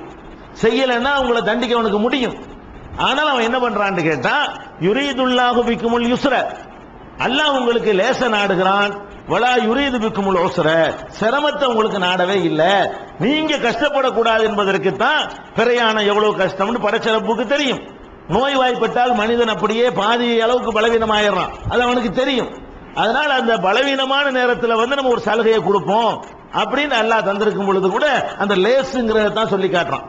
நபிகள் நாயகம் ஸல்லல்லாஹு அலைஹி வஸல்லம் அவர்கள் யமன் என்ற நாட்டிற்கு ஒரு பகுதியை இஸ்லாமிய ஆளுகையின் கீழ் வந்த பிறகு அங்க 2 பேரை கவர்னரா ஆளுநர்களாக நியமிக்கிறாங்க, பொறுப்பாளர்களாக. அபு மூசல் அஷாரி அவர்களையும் முஆத் இப்னு ஜபல் அவர்களையும் அனுப்பி, நீங்க அந்த மார்க்கத்தை மக்களுக்கு சொல்லிக் கொடுங்க, அவங்களை நல்வழிப்படுத்துங்க, அவங்களை சரியான பாதையை கொண்டு வாங்க அப்படின்னு அனுப்பும் பொழுது என்ன சொல்லி அனுப்புனாங்க தெரியுமா, பஷீரா, நீங்கள் நற்செய்தி நல்ல ஆர்வமூட்டக்கூடிய விதத்துல மக்களுக்கு சொல்லுங்க, ஒலா துனஃபிரா, விருப்பூற்ற மாதிரி கேட்டோன்னு மாடி ஓடி பரவல காய்க்கிற கூடாது, அந்த மாதிரி ஆக்கிறாதீங்க. அப்படி சில பேர் சொல்றாங்க, மார்க்கம் சொல்ற வர்றேன் வருவாங்க, ஹதீஸ்னு ஓட்ட எடுப்போம். அம்மாடி பயன் பண்ண போறாங்களாம், ஹதீஸ் சொல்ல போறாங்களாம், அல்லாஹ் போலீஸ் வருதான், இப்படி பயப்படுற அளவுக்கு அந்த மாதிரி ஆகிடக்கூடாது. பஷீரா, அவங்களுக்கு நல்ல நல்ல செய்தி ஆர்வமூட்டி சொல்லுங்க. வலாத்து அசீரா, அவங்களுக்கு வந்து கஷ்டமா ஆக்கிறாதீங்க, வெறுப்பு ஏற்ற மாதிரி செஞ்சிடாதீங்க, லேசான முறையில் இந்த மார்க்கத்தை எடுத்து சொல்லுங்க அப்படின்னு சொல்லி முஆத் இப்னு ஜபல் அவர்களையும் அபூ மூஸல் அஷரி அவர்களையும் நபிகள் நாயகம் ஸல்லல்லாஹு அலைஹி வஸல்லம் அவர்கள் அனுப்பி வைத்தார்கள் என்ற வரலாற்றை நம்ம பார்க்கணும். சஹீஹுல் புகாரியில இந்த சம்பவம் இடம்பெற்றிருக்கிறது. அப்ப இந்த மார்க்கங்கிறது ரொம்ப லேஸ், ரொம்ப சொன்னதை தாண்டி நீங்க போகாதீங்க. அல்லாஹ் ஒரு ரசூல் உங்களுக்கு என்ன சொல்லி இருக்கிறாங்களோ அது போதும். அதை தாண்டி நம்ம அல்லாஹ் அன்பு பெற போறோங்கிறதுக்காக வேண்டி உங்க லைஃப் பூரா அர்ப்பணிச்சாலும் உங்க அமல் கொண்டே உங்களை சேர்க்க போறது கிடையாது. கருணையில தான் போக போறீங்க. இப்ப கருணையால உங்களுக்கு ஒரு சின்னதை எதிர்பார்க்கலாம். நீங்க ஒரு கடையில சேர்றீங்க, ஒரு 8 மணி நேரம் வேலைன்னு கடையில சொல்லிட்டான். மனிதன் என்ன செய்வான் தெரியுமா? 8 மணி நேரத்துக்கு மேல இன்னொரு 1/4 மணி நேரம் நீங்க உட்கார்ந்து அந்த முதலாளி வரக்கூடிய நேரத்தில் இப்ப நான் வச்சு இப்படி ஏற்றுங்க உங்களை சந்தோஷப்படுவோம். பாடுறா எவ்வளவு அழகா விசுவாசமா வேலை பார்க்கணும், நம்ம 8 மணி நேரம் தான் வேலை கொடுத்தோம், இல்ல முதலாளி முடிச்சிட்டு போற முதலாளி ஒரு 1/4 மணி நேரம் வேலை பார்க்கும். இது அல்லாட்ட நடக்காது. இந்த கூத்து 8 மணி ஓடி போயிடணும். அல்ல மனுஷன் தான் இந்த மாதிரி ஐஸ் வைக்கிறதெல்லாம் ஏமாந்து போவான். உன்னை 8 மணி வரைக்கும் உனக்கு டியூட்டி போட்டா 8:01 இங்க இருக்கக்கூடாது, ஓடி போயிடணும். அப்படி சொல்லக்கூடியவன் அல்ல. நான் ஒன்னு சொல்லி இருக்கும் போது அதை தாண்டி செஞ்சு என்னை கூல் பண்ண நினைக்கிறது, என்னை ஐஸ் வைக்க நினைக்கிறதெல்லாம் நினைக்காத. நான் என்ன சொல்றேனோ அதை தாண்டிராத. அதுக்கு தான் நீங்க பார்க்கலாம், நோன்பு திறக்கிறோம்ல, நோன்பு வருது. நோன்பு திறக்கிறது எப்ப திறக்கணும்? சூரியன் எப்ப மறைஞ்சிருச்சோ உடனே நோன்பு திறந்துடணும். நபிகள் நாயகம் ஸல்லல்லாஹு அலைஹி வஸல்லம் சொன்னாங்க, லா யஸாலுன நாஸு பி கைரின் மா அஜ்ஜலுல் ஃபித்ர. அவசரமாக நோன்பு திறக்கிற வரைதான் மக்கள் நல்லது செய்தவர்களாக ஆவார்கள். நோன்பு திறக்கிறது லேட்டாக்குனீங்க என்று சொன்னா நீங்க கெட்டது செய்றீங்கன்னு அர்த்தம். நோன்பு திறக்கிறது சூரியன் மறையுது 6 மணிக்கு மறையுது, 5:45 மறையுது, 5:50 மறையுது, 6:40 மறையுது. ஒவ்வொரு காலத்துல ஒரு டயத்துல மறையும். மறைகிறது நம்ம கரெக்டா டைம் தெரியும். 5:40 மறையுது என்று சொன்னால் 5:40 வாயில பேர் சம்பளத்தை கொண்டு போயிடணும். 5:41 கூட ஆகக்கூடாது. சூரியன் எப்ப மறைன்னு காத்துக்கிட்டு இருக்கணும். எப்ப மறையும் அப்படி அவசரப்படணுமா, அவசரமா எடுத்து சாப்பிட்டுணுமா. இதுல அல்லாஹ் சந்தோஷப்படுவானா? எப்படி சந்தோஷப்படுறான்? என்னுடைய அடியான பார், இவ்வளவு பசியை வச்சுக்கிட்டு நான் சொன்னங்கிறதுக்காக இவன் வந்து கட்டுப்பாடா இருந்திருக்கான் பாரு, இவன் எனக்காக வேண்டி கட்டுப்பாடா இருந்திருக்கான். இவ்வளவு பசி இருக்கு பாரு, எப்படா டைம் வரும் அப்படி இப்படி அள்ளி முழுகிறான். இவன் எவ்வளவு பசியை அடக்கி கொண்டு எனக்காக அவன் இருக்கிறான்னு அல்லாஹ் அதுல சந்தோஷப்படுறான். 5:40 சூரியன் மறையுது, இவன் 5:45 வரைக்கும் வாழ்ந்திருக்காரு. அப்ப என்ன அர்த்தம்? இதெல்லாம் தேவை போவாயா, நான் இன்னும் 1 மணி நேரம் கூட இருப்பேன் அப்படின்னு அர்த்தம். வணங்குதா? இது என்ன பெரிய விஷயம்? 5:40 6:40 கூட நான் திறப்பேன் அப்படின்னு சொன்னீங்கன்னா நீங்க இறைவனுக்காக இருக்கல, உங்களுடைய தெனாவட்டு திமிரு. இதுல வந்து அல்லாஹ் சந்தோஷப்பட மாட்டான். மேற்கொண்டு 1 மணி நேரம் இருந்தாங்க. அல்லாஹ்வுடைய ரசூல் என்ன பண்றாங்க? நீ அவசரப்பட்டா தான் நன்மை செய்தவனாக ஆவாய். அதுக்காக சூரியன் மறையிறதுக்கு கொஞ்சம் அவசரப்பட கூடாது. சூரியன் மறைஞ்சிருந்தேன், சூரியன் மறைஞ்சவன லேட் பண்ணக்கூடாது. எதுக்கு சொல்றோம்னு கேட்டா, அல்லாஹ் ரப்புல் ஆலமீனுக்கும் மனுஷனுக்கும் மற்றவர்களுக்கும் உள்ள வேறுபாடு என்னவென்றால், சொன்னதை தாண்டிக்கிட்டு போறது அதிக பிரசங்கித்தனம் அல்லாஹ் நினைக்கிறான். அது விசுவாசம் அல்லாஹ் எடுத்துக்கிற மாட்டான். ரொம்ப கடமையாற்றுறாரு, ரொம்ப ஸ்தாபனத்துக்கு ரொம்ப விசுவாசமா பணியாற்றுகிறார் என்றெல்லாம் மனிதன் எடுத்துக்கொள்வானே தவிர அல்லாஹ் ரப்புல் ஆலமீன் அப்படி எடுத்துக்கொள்ளவே மாட்டான். ஜும்மா 2 ரக்காத் இருக்குது, நம்ம ஆர்வத்துல இன்னொரு 4 ரக்காத் சேர்த்து தொழுதுன்னா விடுவானவன்? நான் சொன்னதுக்கு மேல ஏண்டா செஞ்சேன்னு கேட்பான். ஒரு முதலாளி அப்படி செய்ய, மனுஷன் அப்படி செய்ய மாட்டான். மனுஷன் வந்து ஏதாவது ஒரு வேலை செய்ய சொன்னா 2க்கு 4 வேலை செஞ்சேன்னு வைங்களேன், ரொம்ப சந்தோஷமா போயிடும். நம்ம 2 வேலை சொன்னோம், அவன் 4 வேலை பண்ணிட்டு வந்திருக்கான், போனஸ் போட்டு கொடுறான்றான், சம்பளத்தை அதிகம். இது மனுஷன் செய்வான். அவன்கிட்ட கிடையாது. ஏன்னு கேட்டா மனுஷன்ட்ட வந்து வேலையை வைத்துத்தான் நீங்கள் அவனை அணுக வேண்டி இருக்கிறது, நெருங்க வேண்டி இருக்கிறது. ரப்பிடத்தில் நீங்கள் நெருங்குவது கருணையை வைத்து, உங்களுடைய வேலையை வச்சு இல்ல. நிறைய செய்யறதை வச்சு நீங்க ரப்ப நெருங்க முடியாது.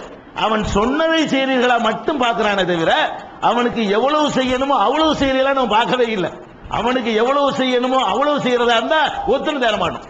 அவனுக்கு செய்ய வேண்டிய அளவுக்கு நம்மளால செய்ய இயலுமா?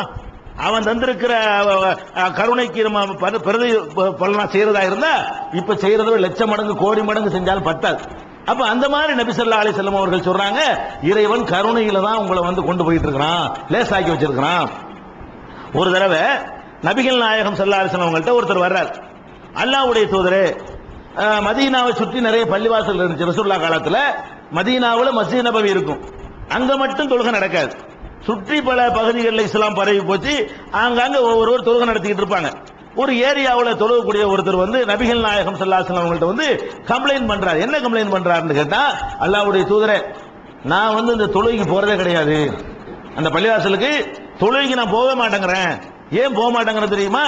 அங்க ஒரு ஆளை நீங்க இமாம போட்டுக்கிறீங்க, அவர் இழுக்கிறார் பெருசா ஓதுறார்.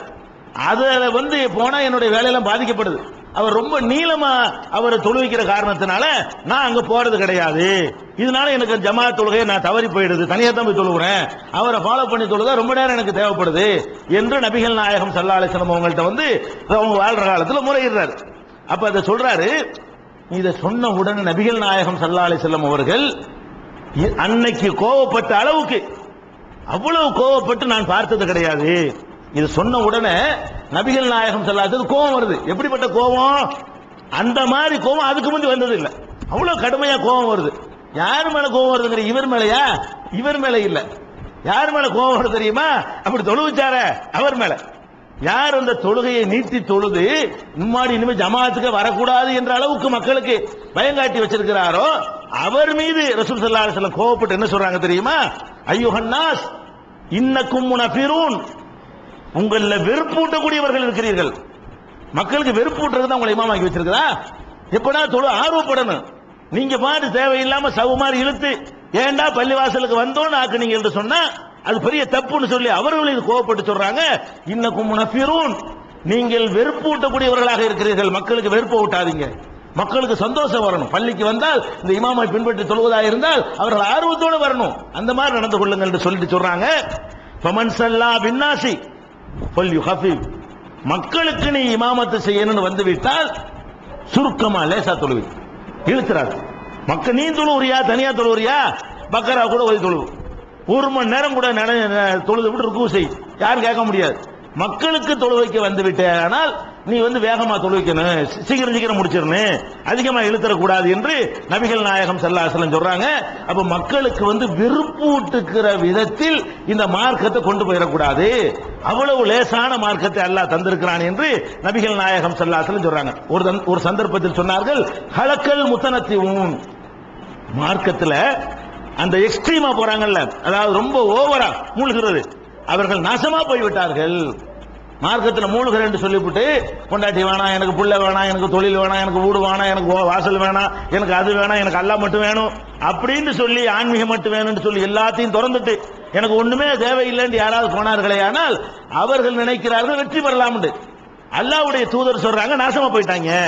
ஹலக்கல் முத்தனத்திஊன், எல்லை மீறி போனவர்கள். மார்க்கத்தின் பெயரால் யார் எல்லை மீறி போகிறார்களோ அவர்கள் அழிந்து நாசமாகி விட்டார்கள் என்று 3 தடவை சொல்றாங்க. ஹலக்கல் முத்தனத்திஊன், ஹலக்கல் முத்தனத்திஊன், ஹலக்கல் முத்தனத்திஊன் என்று சபையில் வைத்து நபிகள் நாயகம் ஸல்லல்லாஹு அலைஹி வஸல்லம் அவர்கள் பிரகடனம் செய்திருக்கிறார்கள். அதனால மார்க்கத்தில் அல்லாஹ் என்ன சொன்னான்னு பாருங்க, அதை செய்யுங்க.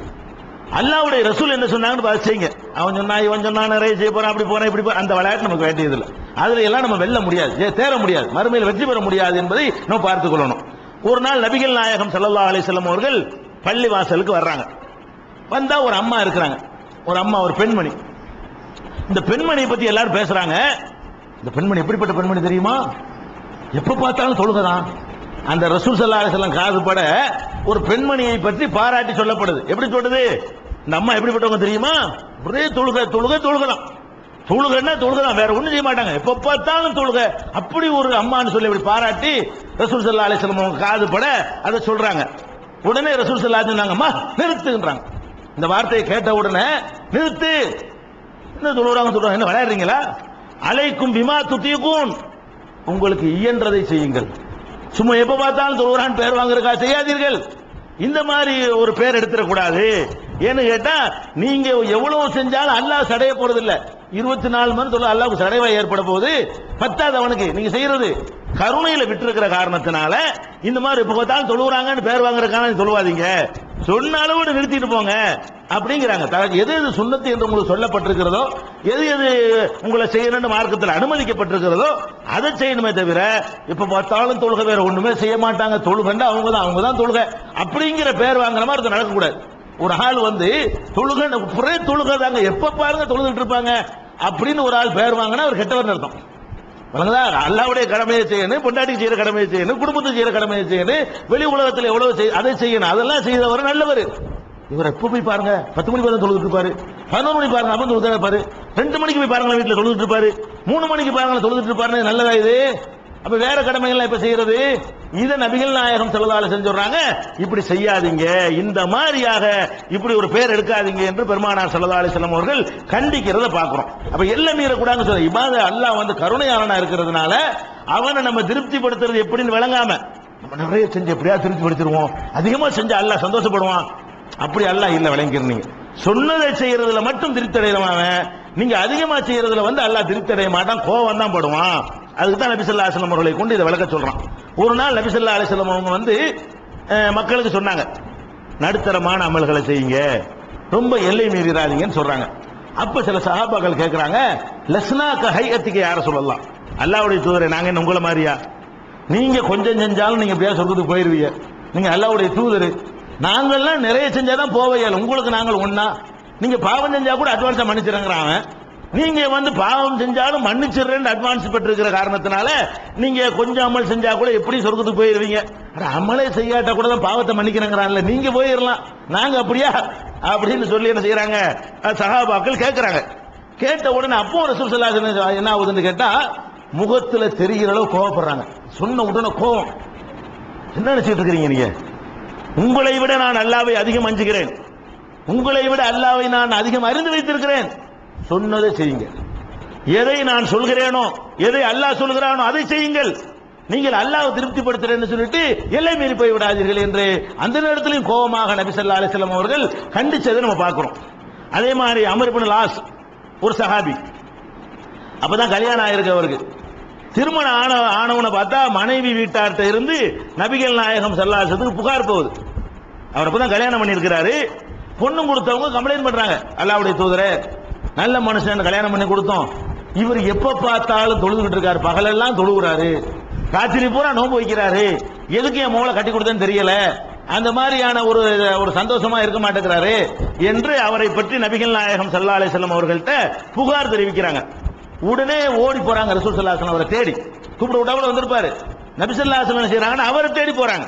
அவரை தேடி போய் என்னப்பா அமர் இப்னு ஆஸ் இப்படி ஒரு கம்ப்ளைண்ட் வருது நெசமா, நீ பகலெல்லாம் தொழுவுறேன்னு சொல்றாங்களே நெசமா, பகலெல்லாம் நோன்பு வைக்கிறாங்கிறாங்களே, ராத்திரி பூரா நின்று தொழுவுறேங்கிறாங்களே, இது நெசமான்னு கேட்கறாங்க. ஆமா நெசம்தான், அப்படிதான் நான் செய்யறேன் அப்படின்னு அவர் சொல்றாரு.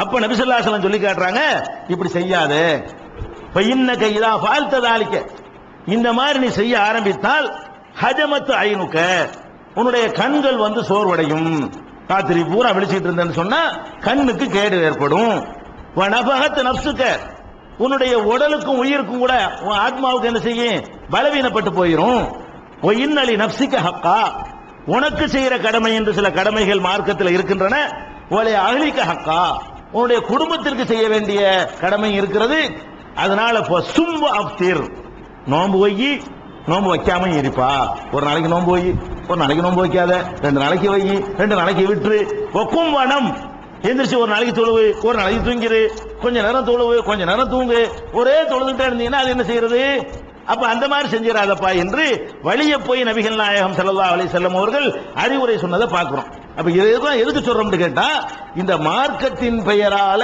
வரம்பு மீறுற காரணத்தினாலதான் சுன்னத்துகள் அடிபட்டு இந்த மார்க்கத்தில் பிதஅத்துகள் உண்டாகி போச்சு. அல்லாஹ் சொன்னது போதும், ரசூல் சொன்னது போதும்னு இருந்தோம்னு சொன்னா கரெக்டான மார்க்கம் நம்மகிட்ட இருக்கும். 10வது நினைக்க ஆரம்பிச்சீங்கன்னா நீங்க புதுசு புதுசா உண்டாக்குவீங்க, செய்ய வேண்டியது விட்டுருவீங்க. இன்னைக்கு கத்தம் பாத்தியா வந்தனால தொழுக போச்சா இல்லையா? கத்தம் பாத்தியாவில் ஆர்வம் காட்டக்கூடிய மக்கள் 5 வேளை தொழுகிறாங்களா?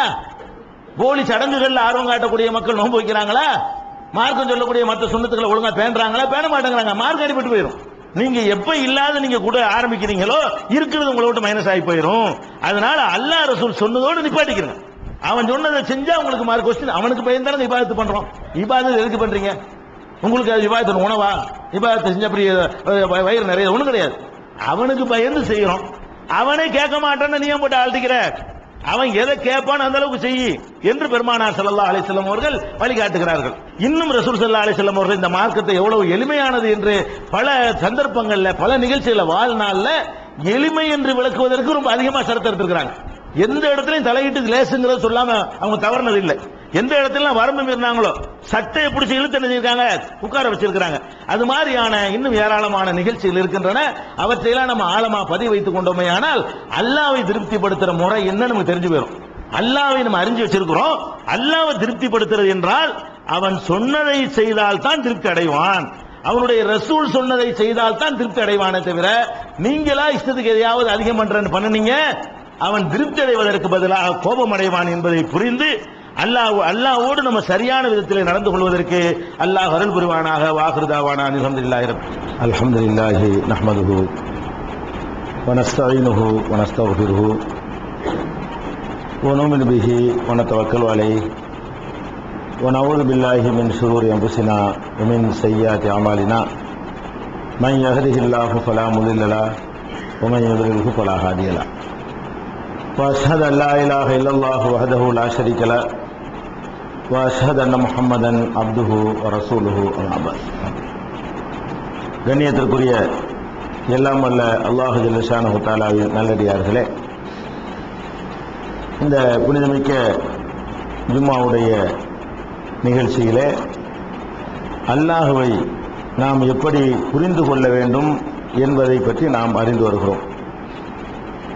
அல்லாஹ்வை புரிந்து கொள்வதிலே மனிதர்கள் செய்கிற ஒரு முக்கியமான இன்னொரு தவறு என்னவென்று சொன்னால், தங்களுக்கு மேலே இருக்கிற தலைவர்கள், தங்கள் மீது ஆதிக்கம் செலுத்தக்கூடியவர்கள், தங்களுக்கு உதவி செய்யக்கூடியவர்கள் எப்படி நடந்து கொண்டால் அவர்கள் தங்கள் மீது திருப்தி அடைவார்களோ அதுபோல்தான் இறைவனும் திருப்தி அடைவான் என்று மனிதர்கள் இறைவனை பற்றி நினைக்கிறார்கள்.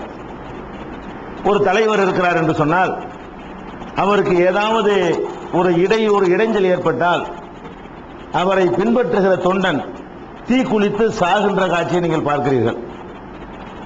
ஏன் இப்படி சாகிறான் என்று சொன்னால் அந்த தலைவர் அதை விரும்புகிறார். ஒருவனுக்காக எத்தனை பேர் சாகுறாங்களோ அந்த அளவுக்கு அவருக்கு செல்வாக்கு, உலகத்தில் தன்னுடைய செல்வாக்கை பறைசாற்றுவதற்காக வேண்டி பதவியிலிருந்து இறக்கப்பட்டாலோ கட்சியிலிருந்து நீக்கப்பட்டாலோ அல்லது தலைவனுக்கு இயற்கையாக உடல்நிலை சரியில்லாமல் போய் மருத்துவமனையில் சேர்க்கப்பட்டாலோ ஒரு 10 பேர் தீக்குளித்தான்னா தான் அவருக்கு கௌரவம் கூட, 2 பேர் தீக்குளித்தான்னா அவருக்கு கௌரவம் கம்மி, ஒருத்தருமே சாவலன்னா அவர் தலைவர் இல்லை என்று நினைக்கிற காரணத்தினால தலைவர் சந்தோஷப்படுத்தணும் என்று உயிரை மாய்க்கிறான். தலைவர் சந்தோஷப்பட்டு அந்த குடும்பத்துக்கு ₹1,00,000 ₹2,000 ₹3,000 கொடுக்கிறார், அந்த தலைவரும் கட்சியும் கொடுக்கிறது. அதே மாதிரி சில பேர் நீங்கள் உயிரை மாய்க்கிறான் தலைவனுக்காக வேண்டி. சில தலைவர்களை நீங்கள் பார்க்கிறீர்கள், அவர்கள் பதவி ஏற்கிற வரைக்கும் நான் கல்யாணம் பண்ண மாட்டேன், சில பேர் தொண்டர்னு சொல்லிக்கிறான், என் தலைவன் முதலமைச்சர் ஆகிற வரைக்கும் நான் திருமணம் செய்ய மாட்டேன் என்று சொல்லி ஒரு 10 வருஷம் 15 வருஷம் அப்படி இருக்கிற காட்சியை நீங்க பார்க்கிறீர்கள். தலைவர்களுக்காக வேண்டி நான் இனிமே முடி எடுக்க மாட்டேன், சேவ் பண்ண மாட்டேன், அவர் என்னைக்கு முதலமைச்சர் ஆகுறாரோ அப்பதான் நான் என்ன செய்யறது தலையில கத்தி வைப்பேன் என்று சொல்லி காடு மாதிரி முடி வளர்த்து கொண்டு திரிகிற காட்சியெல்லாம் பார்க்கிறீங்க. என்னுடைய கட்சி என்னுடைய தலைவன் ஜெயிக்க வேண்டும் என்பதற்காக வேண்டி என்னுடைய விரலை காணிக்கையாக்குறேன், விரலை கொண்டு தலைவர் ஜெயிக்கணுங்கிறதுக்காக வேண்டி விரலை வெட்டி உண்டியல்ல போட்டு வர்ற காட்சியை நீங்க பாக்குறீங்க. அது அந்த தலைவரும் சந்தோஷப்படுறாங்க, அவனை பிடிச்சி உள்ள போடுற மாதிரி தெரியல, அவனை ஊக்குவிக்கிறாங்க, பூஸ்ட் பண்றாங்க. விரலை வெட்டுறத பாக்குறீங்க, நாக்கு அறுத்து கொள்றத பாக்குறீங்க. தலைவர்களுக்காக ஜெயிக்கிறதுக்காக வேண்டி மஞ்சோறு திங்கிற, மஞ்சோறுனா என்ன, சோறு மாதிரி மண்ணள்ளி வச்சு மண்ணை திங்கிறது. ஏன்பா இது மண்ணை போட்டு திங்கிற, காது தலைவர் ஜெயிக்கிறதுக்காக வேண்டி நான் கடவுளுக்கு மண்ணை தின்று வேண்டிக்கிறேன் என்று சொல்லி, அப்ப தங்களுடைய தலைவர்களை திருப்திப்படுத்துவது எங்கே இருக்குது என்று சொன்னா நம்ம கஷ்டப்படுவதில் இருக்குன்னு நினைக்கிறான் மனுஷன்.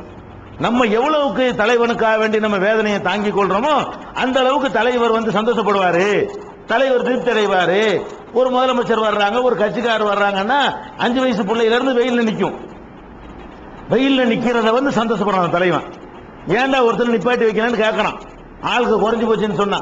அப்ப இதையெல்லாம் பார்க்கக்கூடிய நேரத்தில் என்ன பண்றான், நம்ம தலைவன் வரும்போது வெயில்ல நிக்கணும், கஷ்டப்படணும், அந்த மாதிரி அந்த காட்சி முன்னாடி தெரியணுங்கிறதுக்காக வேண்டி இப்படி எல்லாம் கஷ்டம் வெயில்ல நிக்கிற பாக்குறீங்க. இப்படி எல்லாம் பார்த்து விட்டு இவன் என்ன நினைக்கிறான் தெரியுமா, அப்ப மனுஷனுக்கு நம்ம இப்படி பண்றோமே, ஒரு மனுஷனை திருப்திப்படுத்துறதுக்காக வேண்டி இப்படி நாம வருத்தி கொள்றோமே, அப்ப கடவுளுக்காக நம்ம இதை செய்யக்கூடாதா அப்படின்னு அவனுக்கு நினைப்பு வந்துருது. அவன் என்ன நினைக்கிறான், தலைவன் மாதிரி தான் கடவுள். கடவுள் எப்படின்னா ஒரு தலைவன் எப்படி நம்மள்ட்ட இருந்து நம்ம வேதனைப்பட்டு அவனுக்கு சந்தோஷமா இருக்குதோ, நம்ம கஷ்டப்பட்டு அவனுடைய செல்வாக்கு கூடுதல் நினைக்கிறானோ, நம்மை வருத்தி கொள்வது அவனுக்கு எப்படி சந்தோஷம் தருகிறதோ, கடவுளும் இறைவனும் இப்படித்தான் சந்தோஷப்படுவான் என்று நினைத்து கொண்டு கடவுளுக்காக வேண்டி தீயில இறங்கி நடக்கிற காட்சியை நீங்க பாக்குறீங்க. தீயில இறங்குற வேதனை, தீயை மிதிக்கிறது என்பது மனிதனுக்கு கஷ்டம். இருந்தாலும் என்ன பண்றான், கடவுள் சந்தோஷப்படுவார் இதற்காக வேண்டி தீயில மிதிக்கிற காட்சியை பாக்குறீங்க, நாக்கில ஈட்டியை வச்சு குத்தி கொள்ளக்கூடிய காட்சியை பாக்குறீங்க, குழந்தைய உயிரோடு புதைத்து வெளியே எடுக்கிற காட்சியை நீங்க பாக்குறீங்க. அதுல 2-3 அவுட்டா போய் தடை போட்டு வச்சிருக்காங்க.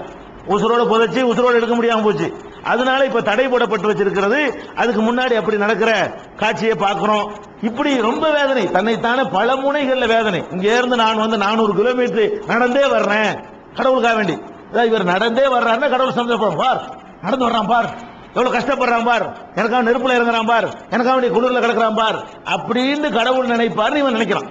மனுஷன் என்ன நினைக்கிறான்னு கேட்டா, இப்படி ஒரு தலைவன் இந்த தொண்டர்களுடைய துன்பத்தில் இன்பம் காண்றானோ, தொண்டர்களை கஷ்டப்படுத்தி அவன் தன்னுடைய செல்வாக்கு பயன்படுத்தி கொடுக்கிறானோ, கடவுளும் அப்படித்தான் இருப்பான், இறைவன் அப்படித்தான் இருப்பான் என்று நினைத்துக் கொண்டு கார்த்திகை மாசத்துல கடுமையான குளிர்ல போய் குளிச்சு விட்டு நடுநடுக்கிற குளிர்ல குளிச்சு ஈர துணியோடவே போய் கடவுளை வழிபடுறான். ஈர துணி அது குளிரே விடவெடக்கும், தண்ணியில இறங்கின அது வேற விடவெடப்பு, அது ஈரத்தோடு நின்றான் அது வேற விடவெடப்பு. அந்த விடவெடப்பை தாங்கி கொண்டு இருந்தா தான் கடவுள் சந்தோஷப்படுவாரு, ஈர துணியோட தான் நம்ம வழிபடணும் என்றெல்லாம் அந்த கடவுளை சந்தோஷப்படுத்துறேன் என்ற பெயர்ல தன்னைத்தானே வேதனைப்படுத்திக் கொள்ளக்கூடிய காட்சிகளை நம்ம இன்னைக்கு உலகத்துல பார்க்கிறோம். பல மதங்களில் இந்த காட்சியை நீங்கள் பார்க்கலாம். இஸ்லாம் இதை தகர்த்தெறிகிறது. நீ கடவுளை மனுஷ மாதிரி நினைக்காத, நீ கடவுளை இப்படி நினைக்காத, நீ வேதனைப்படுவது அவனுக்கு பிடிக்காது. உங்களை வேதனைப்படுத்திக் கொள்வது என்பது அல்லாஹ்வுக்கு பிடிக்காத ஒரு விஷயம். நீங்கள் மனிதன் மாதிரி இறைவனை நினைக்காதீங்க. எந்த அளவுக்கு நபிகள் நாயகம் ஸல்லல்லாஹு அலைஹி வஸல்லம் சொல்றாங்க என்று கேட்டா, ஒரு தாய் தன்னுடைய குழந்தைகள் மீது எந்த அளவுக்கு இரக்கம் உள்ளவளோ அதை விட 1000 மடங்கு அதிகமாக அல்லாஹ் ரப்பல் ஆலமீன் நம்ம மேல இரக்கம் உள்ளவன். ஒரு சிஎம் வர்றாங்க, ஒரு கட்சி தலைவர் வர்றாருங்கிறதுக்காக வேண்டி குழந்தைகளை தெருவில் நிப்பாட்டி வைக்கிறீங்க. அதை எந்த ஒரு தலைவன் கண்டிச்சு நீங்க பார்க்கல. ஏன்டா பாவிகள் அந்த பச்சை பிள்ளையில கொண்டாந்து வெயில நிப்பாட்டுங்க யாராவது கேட்டானா? எவனும் கேட்கல. உங்க தாய் வெளிநாட்டுக்கு போயிட்டு வர்றாங்க, நீங்க வரவேற்கிறக்கா வெயில நிக்கிறீங்க. அந்த தாய் என்ன பண்ணுவா? அட பாவி ஏன்டா வெயில நிக்கிற, நீங்க வரவேற்க வந்து சந்தோஷப்பட மாட்டா. அவ என்ன செய்வா? பாவி ஏன்டா வெயில நிக்கிறேன்னு துடிச்சு ஓடி வந்து தூக்கிடுவா. அப்ப ஒரு உங்களை வெயில நிப்பாட்டி வைப்பது உங்க தாய் ஒத்துக்குருவாளா? தாய்க்கு மேல கடவுள். இஸ்லாம் என்ன சொல்லுதுன்னு கேட்டா, உங்க பெற்ற தாய்க்கு மேல 1000 மடங்கா நீ கடவுள் நினைப்பா, உன்னை வேதனைப்படுத்த அல்லாஹ் விரும்ப மாட்டான். நபிகள் நாயகம் ஸல்லல்லாஹு அலைஹி வஸல்லம் காலத்துல ஒருத்தர் ஹஜ்ஜுக்கு போறார். எப்படி போறார்? வயசான ஆளு, நடக்க இயல்ல அவருக்கு நடக்க முடியாத அளவுக்கு வயசான ஒரு ஆளு தன்னுடைய 2 பசங்களையும் கூட்டிக்கிட்டு, மகன்களை இந்த பக்கம் ஒரு மகன் அந்த பக்கம் ஒரு மகன், இவன் தோல்ல ஒரு கை அவன் தோல்ல ஒரு கை போட்டு கொண்டு தாங்கி கொண்டு கால்கள் தரையில இழு வர்ற மாதிரி போறார், போய்கிட்டு இருக்கிறார். மக்காவை நோக்கி போயிட்டு இருக்கிறாரு. நபிகள் நாயகம் ஸல்லல்லாஹு அலைஹி வஸல்லம் கேட்கறாங்க, ஏன் இருந்தாலும் இப்படி போறாரு, எங்க போறாரு? இல்ல அவர் நடந்தே ஹஜ்ஜுக்கு போறதா அவர் முடிவு பண்ணிட்டாரு. எதுக்கு எப்படி போறது? ஆளுக்கு நிக்க முடியல, அவருக்கு நிக்க முடியாத அந்த ஆளு நேர்ச்சை பண்றாரா, நடந்தே ஹஜ்ஜுக்கு போறதுக்கு இவர் முடிவு பண்ணிட்டாரு. அதனால ஏன் இப்படி போற? நடக்க இயலல. அவர் நடந்தே நான் அல்லாஹ்வுக்கு நான் சாதாரணமா போனால் அல்லாஹ்வுக்கு பிடிக்காது, நடந்து வெயில்ல கல்லுல முள்ளுல கல்லும் மில்லும் காலுக்கு மெத்தன்னு போகணுமா, செருப்பு கூட போடாம அப்படி கஷ்டப்பட்டா தான் கடவுளுக்கு சந்தோஷமா இருக்கும் நினைத்து கொண்டு 2 மகன்களுடைய தோள்கள்ல கைகளை வைத்துக் கொண்டு அவர் கஷ்டப்பட்டு போயிட்டு இருக்கிறத பார்த்து ரசூலுல்லாஹ் சொன்னாங்க, முருகுஃபல் ஏற்கப், அந்த ஆளு ஒட்டகத்தில் உட்கார சொல்லு. முதல்ல ஒட்டகத்தில் நேர்ச்சை பண்ணிட்டாருங்கிறாங்க, நேர்ச்சை பண்ணினாலும் ஏறி உட்கார சொல்லு சொல்லிட்டு சொன்னாங்க, இன்னல்லாஹ லகனியுன் அன் தாதிபி ஹாதா நஃப்ஸஹு, இந்த கிழவன் தன்னைத்தானே வேதனைப்படுத்திக் கொள்வது அல்லாஹ்வுக்கு தேவையற்றது. இவர் வேதனைப்பட்டு அல்லாஹ்வுக்கு சந்தோஷமா? அல்லாஹ் மகிழ்ச்சி அடைவானா? உன்னை யார் இப்ப வேதனைப்படுத்த சொன்னா? இப்படி உன்னை ஹஜ்ஜுக்கு வர சொன்ன யாரு? எந்த ஆத்மாவையும் சக்திக்கு மீறி நான் ஆணையிட மாட்டேன். லா யுகல்லிஃபுல்லாஹு நஃப்ஸன் இல்லா உஸாஹா, எந்த ஆத்மாவாக இருந்தாலும் அதன் சக்திக்கு மேல் இறைவன் சிரமப்படுத்த மாட்டான். இது இஸ்லாத்தினுடைய ஃபண்டமெண்டல் கொள்கை, அடிப்படை கொள்கை. இந்த அளவுக்கு முடியல, ஏறல, நிக்க ஏறல, சுயமா கூட நடக்க ஏறல. நீ என்ன நடந்து ஹஜ்ஜுக்கு போறது? வசதி இல்லாட்டி நடந்து ஹஜ்ஜுக்கு போ, வாகனம் இருக்குது, உனக்கு உடம்புலையும் ஏறல, ஏறி உட்கார்ந்து போவியா அப்படின்னு சொல்லி நபி ஸல்லல்லாஹு அலைஹி வஸல்லம் அவர்கள் அதை கண்டிக்கிறாங்க. ஹஜ்ஜுக்கு தான் போறாரு இத்தனைக்கும். இன்னைக்கு அந்த கூத்த பார்க்க நம்ம ஆட்களை பாருங்க, மார்க்கத்தில் அனுமதிக்கப்பட்ட ஹஜ்ஜுக்கு எப்படி போக கூடாது இருக்கிறது. கடையநல்லூர்ல இருந்து பொட்டல் புதூருக்கு நடந்து வர்றேன், நேர்ச்சை கடையநல்லூர்ல இருந்து பொட்டல் புதூர் தர்காவுக்கு நான் நேர்ச்சை நடந்து வர்றேன். அது மாதிரி கூத்து இன்னைக்கு நடந்துகிட்டு இருக்கிறது. கண் முன்னாடி இன்னைக்கு பார்த்து கொண்டிருக்கிற வேற சமுதாயங்களை பின்பற்றி செய்யறது ஒரு பாவம். அந்த பாவத்திலே கூட என்ன செய்யறாங்க? அந்த கலாச்சாரத்தை அழகா ஃபாலோ பண்றாங்க. இஸ்லாத்துக்கு எதிரான ஒரு கலாச்சாரத்தை ஃபாலோ பண்றாங்க, அதுல இஸ்லாத்துக்கு எதிரான விளங்கி கொள்கிறது. அது மாதிரி நபி ஸல்லல்லாஹு அலைஹி வஸல்லம் அவர்கள்ட்ட ஒருத்தர் வந்து சொல்றாரு, என்னுடைய சகோதரி நடந்தே ஹஜ்ஜி செய்வதாக நேர்ச்சி செய்து விட்டார், அப்படி செய்யட்டுமா, நடந்தே ஹஜ் செய்யறதா என் சகோதரி முடிவு பண்ணிட்டாங்க, அது மாதிரி செய்யட்டுமா என்று கேட்கிறார். அப்ப நபிகள் நாயகம் ஸல்லல்லாஹு அலைஹி வஸல்லம் சொல்றாங்க, வேண்டாம், நடந்தே செய்கிறேன் என்ற ஒரு காரியம் இஸ்லாத்துல கிடையாது. நடந்து செய்யறது என்பது சாதாரணமா உங்களுக்கு முடியல, வாகனம் இல்ல, நடந்து போக, அது ஒரு விஷயம். உங்கள்கிட்ட என்ன இருக்கு அதை புறக்கணிச்சு விட்டு, கார் இருக்கு நான் நடந்து தான் போவேன், நடந்து போய் நான் கஷ்டப்படுவேன், இங்கே தாம்பரம் வரைக்கும் நடந்து போவேன், அது கூடாது. இல்ல காசு இல்ல அல்லாஹ் தஆலா நடந்து போற மாதிரி நம்ம ஆக்கிவிட்டானா அதுக்கு நடந்து போறதுங்கிறது வேற. அது நீங்க இறைவனுக்காக பண்ணல, உங்களுடைய கெப்பாசிட்டி அவ்வளவுதான், உங்களுடைய சக்தி அவ்வளவுதான். உங்களுக்கு அப்படிதான் சக்தி இருந்தா டவுன் பஸ்ல போற சக்தி இருந்தா டவுன் பஸ்ல போங்க, சைக்கிள்ல போற சக்தி இருந்தா சைக்கிள்ல போங்க, அல்ல நடந்து தான் போக இயலும், அந்த மாதிரி வசதி இல்ல அப்படின்னு இருந்து உடல்ல தாக்கத்து இருந்தா நடந்து போங்க, அது ஒரு விஷயம். நடந்து போறது என்பது கடவுளுக்கு ரொம்ப பிரிக்க மாதிரியும், வாகனத்துல போனா பிடிக்காத மாதிரியும், இவ்வளவு நம்ம எவ்வளவு வேதனைப்படுத்திக்கிறோமோ, எவ்வளவு காயிறமோ, எவ்வளவு கஷ்டப்படுறோமோ, அதெல்லாம் அல்லாஹ்வுக்கு பிடிக்குங்கிற மாதிரி நடந்தால் அது இஸ்லாத்துக்கு தேவையில்லாது என்று நபிகள் நாயகம் ஸல்லல்லாஹு அலைஹி வஸல்லம் அவர்கள் அந்த சந்தர்ப்பத்திலையும் கண்டிக்கிறாங்க. ஒரு நாள் அவங்க போய்கிட்டே இருக்கிறாங்க, இப்படி எல்லாம் சொல்லி தர்றாங்கன்னு பாருங்க. இறைவனை பற்றி பல்வேறு சந்தர்ப்பங்கள்ல மனிதன் கொண்டிருக்கிற தவறான எண்ணங்களை நீக்கிறாங்க. எப்படி நீக்கிறாங்க? ஒரு ஆளு போய்கிட்டு இருக்கிறாங்க, ஒரு பயங்கரமான கூட்டமா இருக்கு, போய்கிட்டு இருக்கிறாங்க, நிறைய ஒரு கூட்டம் சூழ்ந்து கொண்டு இருக்கிறது. என்னன்னு போய் எட்டி பார்க்கறாங்க, நடுவில் ஒரு ஆள் உட்கார்ந்திருக்காரு. அவருக்கு ஒரு கொடையை பிடிச்சிட்டு, கொடைனா அந்த கொடையை நிழல் போடுறதுக்காக துணியை பிடிச்சிட்டு இருக்காங்க. அவர் நடுவில் உட்கார வச்சு அவருக்கு மேல ஒரு துணியை பிடிச்சி உட்கார்ந்து நிழல், அவர் மேல வெயில் படக்கூடாதுன்னு இருக்கிறாங்க. என்னப்பா மேட்ரு, இருந்தாலும் தனியா ஒரு ஆள் உட்கார்ந்திருக்காரு, அவருக்கு நீங்க எல்லாம் நிழல் பிடிக்கிறீங்களா, என்ன மேட்ரு, நோம்பு வச்சிருக்காரு அவரு அப்படிங்கிறாங்க. பிரயாணத்துல போகும்போது மத்தவங்க பிரயாணத்துல சலுகை இருக்குது, இவங்க எல்லாம் சலுகையை பயன்படுத்தி மத்தவங்க நோம்பு வைக்கல, இந்த ஆள் பிரயாணத்துல நோம்பு வச்சு விட்டாரு, நோம்பு வச்சு ஆளுக்கு முடியல, தாங்க முடியல, அப்ப ரொம்ப கஷ்டமா இருந்தோன்னு என்ன பண்றாங்க, ஒரு நோம்பாளியா இருக்கார் பாவம், நம்ம நிழல் படாம வெயில் படாம பாதுகாத்துக்கிறோம், 4 பேர் துண்டு பிடிக்க 4 பேர் இப்படி 4 பேர் துண்டு பிடிச்சிட்டு இருக்காங்க. சுத்தி நின்று மக்கள் எல்லாம் வேடிக்கை பார்க்குது. இது ரசூல் ஸல்லல்லாஹு அலைஹி வஸல்லம் பார்த்து சொல்றாங்க, எந்திரி முதல்ல, உன்னையா பயணத்துல யார் நோம்பு வைக்க சொன்னா, பிரயாணத்துல உன்னை நோம்பு வைக்க யார் சொன்னா, பிரயாணத்துல ரமலான் நோம்பை விட சொல்லி மார்க்க சலுகை இருந்திருக்கு. குர்ஆன்ல அல்லாஹ் என்ன சொல்றானா, ஒமன் கான மின்கும் மரீலன் அவ் அலா சஃபரின் ஃபைதத்தும் மின் அய்யாமின் உகர், நீங்கள் நோயாளிகளாக இருந்தால், சஃபர்ல இருந்தால், பிரயாணத்தில் இருந்தால் வேற நாள்ல வச்சுக்கிறீங்க. ரமலானுக்கு அல்லாஹ் சொல்றான், இது ரமலான் கிடையாது. நீ என்ன பிரயாணத்துல நோம்பு வைக்கணும், நோம்பு வச்சு விட்டு அப்புறம் கஷ்டமா இருக்குன்னு துண்டு போய் நிக்கிற, எதுக்கு இந்த வேலை உனக்கு, பிரயாணத்துக்கு நோம்பு விடு முதல்ல அப்படின்னு சொல்றாங்க. அப்ப இன்னைக்கு நம்ம பார்த்துட்டு இருக்கிறோம், ஒருத்தன் கஷ்டப்பட்டான்னு சொன்னா அவனுக்கு பெரிய வேடிக்கை, ஆன்மீக குரு வந்துட்டார் பாருங்க, கஷ்டப்படுறாரு, ஒருத்தன் வேதனைப்படுறான்னு சொன்னா அவன் கடவுளுக்கு வேதனைப்படுறேன்னு ஒருத்தன் உட்கார்ந்துட்டான்னு சொன்னா அதை வேடிக்கை பார்க்க ஒரு கூட்டம், ஆசி வாங்குறதுக்கு ஒரு கூட்டம், அதுக்கு உறுதுணையா ஒரு கூட்டம், காணிக்கை செலுத்த ஒரு கூட்டம், இதெல்லாம் நீங்க உலகத்துல பார்த்துட்டு இருக்கிறீங்க. இந்த வாசலை அடைக்கிறாங்க, இந்த உலகம் அல்லாஹ்வை நீ ஒழுங்கா புரிஞ்சுக்க. அல்லாஹ்ங்கிற ஒரு மனுஷன் கிடையாது, நீ பார்க்கிற தலைவன் மாதிரி கிடையாது, உன்னுடைய முதலாளி மாதிரி கிடையாது, உன் எஜமான் மாதிரி கிடையாது, உன்னுடைய அதிகாரி மாதிரி கிடையாது, அல்லாஹ்ங்கிறவன் அல்லாஹ் தான், கருணை இல்லன் அப்படின்னு சொல்லி நபி ஸல்லல்லாஹு அலைஹி வஸல்லம் அவர்கள் இதை கண்டிக்கிறாங்க.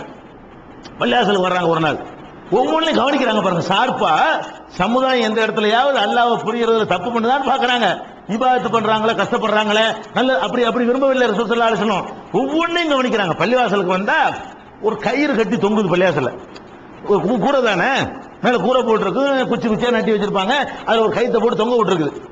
பள்ளிவாசல் வந்து ஒரு கயிறு தனியா அப்படி தொங்குது, என்ன கயிறு இருக்குன்னு கேட்கறாங்க, நீ அப்படி கயிறு ஏன் தொங்குது, அது பர்பஸா தொங்குதுன்னு விளங்குது, ஏதோ நீளமாக அதுக்குன்னு தொங்க விடணும்னு தொங்க விட்ட மாதிரி தெரியுது.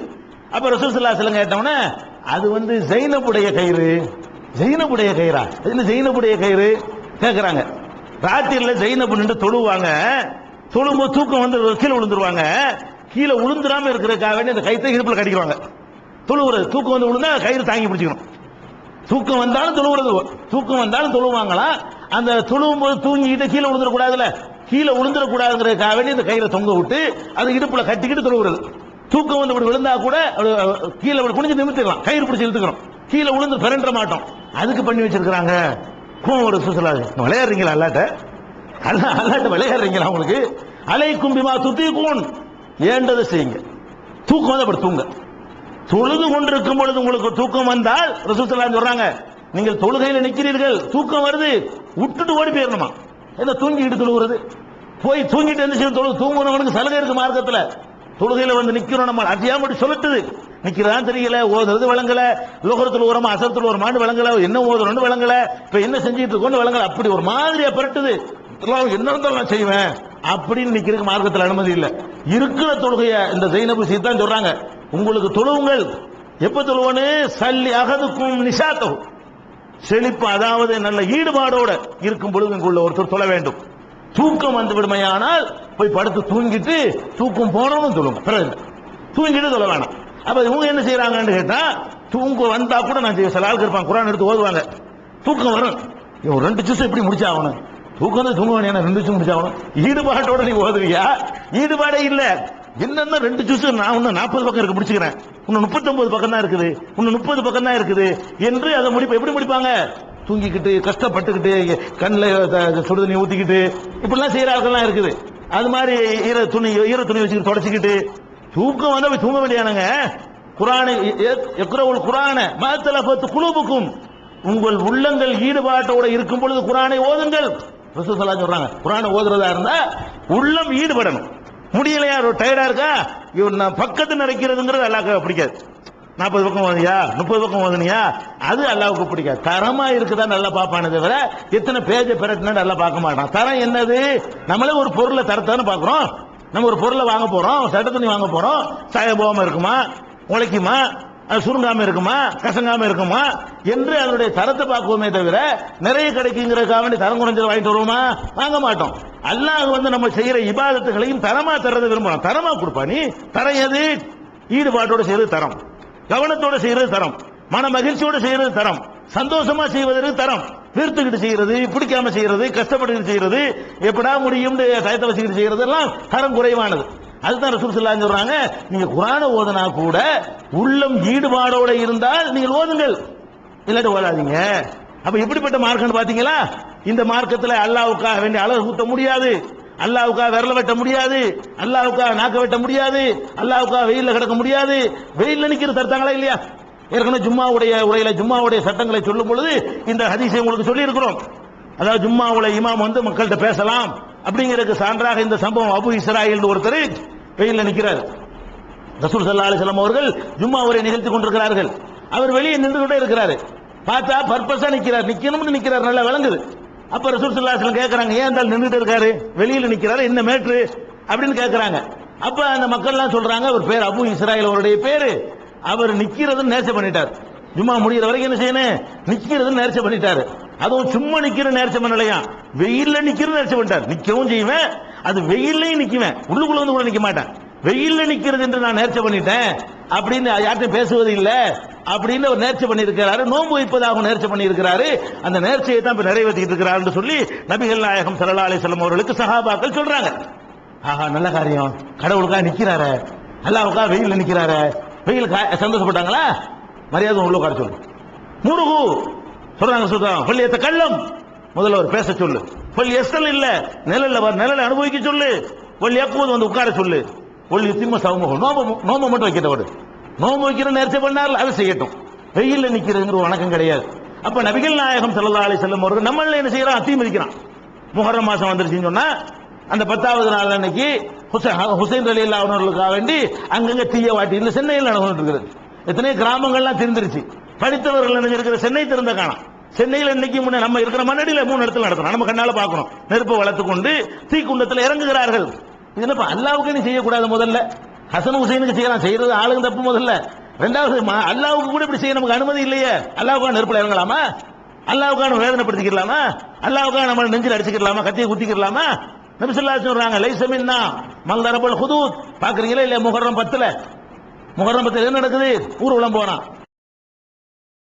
ஊர்வலத்தில் என்ன பண்றான்? ஒரு கை மாதிரி குதிரையில வச்சுக்கிட்டு ஒரு கத்தி எடுத்துக்கிட்டு சாட்டை எடுத்துக்கிட்டு குத்திக்கிறான். ரத்தம் வடியுது, டிவியில போட்டு காட்டுறான். தலை குனிய வேண்டி இருக்கிறது. காட்டுமிராணி மார்க்கம். இஸ்லாம் ஒரு காட்டுமிராணி மார்க்கம் என்று சொல்வதற்கு இவர்கள் ஆதாரமாக திகழ்ந்து கொண்டிருக்கிறார்கள். நபிகள் நாயகம் ஸல்லல்லாஹு அலைஹி வஸல்லம் சொன்னார்கள், லைஸ மின்னா மன் தரபல் ஹுதூத் வ ஷக்கல் ஜுயூப் வ தஆ பிதாவல் ஜாஹிலியா. யார் ஒருத்தன் வந்து கன்னத்தில் அறைந்து கொள்கிறானோ, துன்பம் ஏற்படும் பொழுது சட்டையை கிழித்துக் கொள்கிறானோ, மூடத்தனமான வார்த்தைகளை சொல்லி புலம்புகிறானோ, அவன் நம்மை சேர்ந்தவன் கிடையாது. துன்பம் வரக்கூடிய நேரத்தில் இந்த வேலையில அந்த கிறுக்குத்தனம் பண்ணக்கூடாது, சட்டை கிழிக்க கூடாது, உடம்பு வேதனைப்படுத்திக்க கூடாது, அல்லாஹ்வுக்காக படுத்தக்கூடாது, மார்க்கத்துக்காக படுத்தக்கூடாது என்று சொல்லி நபிகள் நாயகம் ஸல்லல்லாஹு அலைஹி வஸல்லம் அவர்கள் அதையும் கண்டிக்கிற காட்சி நீங்க பாக்குறீங்க. அப்ப இதெல்லாம் எதுக்கு சொல்றோம்னு கேட்டா, மனிதன் மாதிரி அல்லாஹ் நினைக்காதீங்க. மனிதன் எப்படி நம்முடைய துன்பங்கள்ல வந்து இன்பம் காண்பானோ அந்த மாதிரி உள்ளவன் அல்லாஹ் இறைவன். உங்களை கஷ்டப்படுத்துறவன் இல்ல. உங்களை கஷ்டப்படுத்த லாபம், இவங்களுக்கு லாபம் இருக்குது. ஏன் அவன் மனுஷன் அப்படி விரும்புறான்னு கேட்டா 10 பேர் செத்தான்னு சொன்னா அதுக்கு ஒரு 100 ஓட்டு கூட கிடைக்கும். 10 பேர் சாப்பிடறாங்கல்ல பயங்கரமா நல்லா இருப்பாரோ 100 ஓட்டு போடுவான்.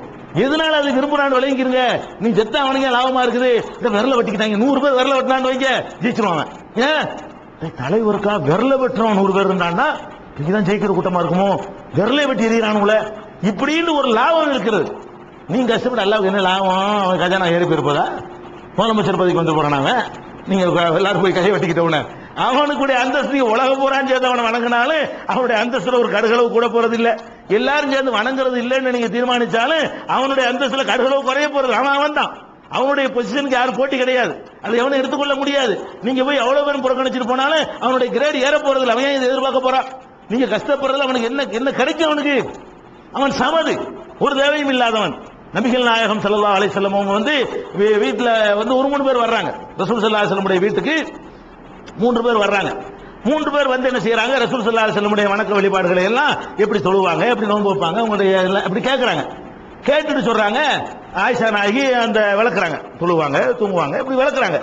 அப்ப அவங்க என்ன நினைக்கிறாங்கன்னா, ரசூலுல்லாஹ் வந்து அல்லாஹ் முன்பாவங்கள் பின்பாவங்கள் எல்லாம் மன்னிச்சுட்டான், அது போதும், நம்ம அப்படியா அப்படின்னு சொல்லிட்டு ஒருத்தர் சொல்றாரு இனிமே இப்ப ரசூலுல்லாஹ்வே இப்படி வணங்குறாங்க, நம்ம அதோட கூட வணங்கணும். அதனால நான் என்ன செய்ய மாட்டேன், இன்னி லா அத்தஸவஜு நிசா, நான் கல்யாணம் பண்ண மாட்டேன்.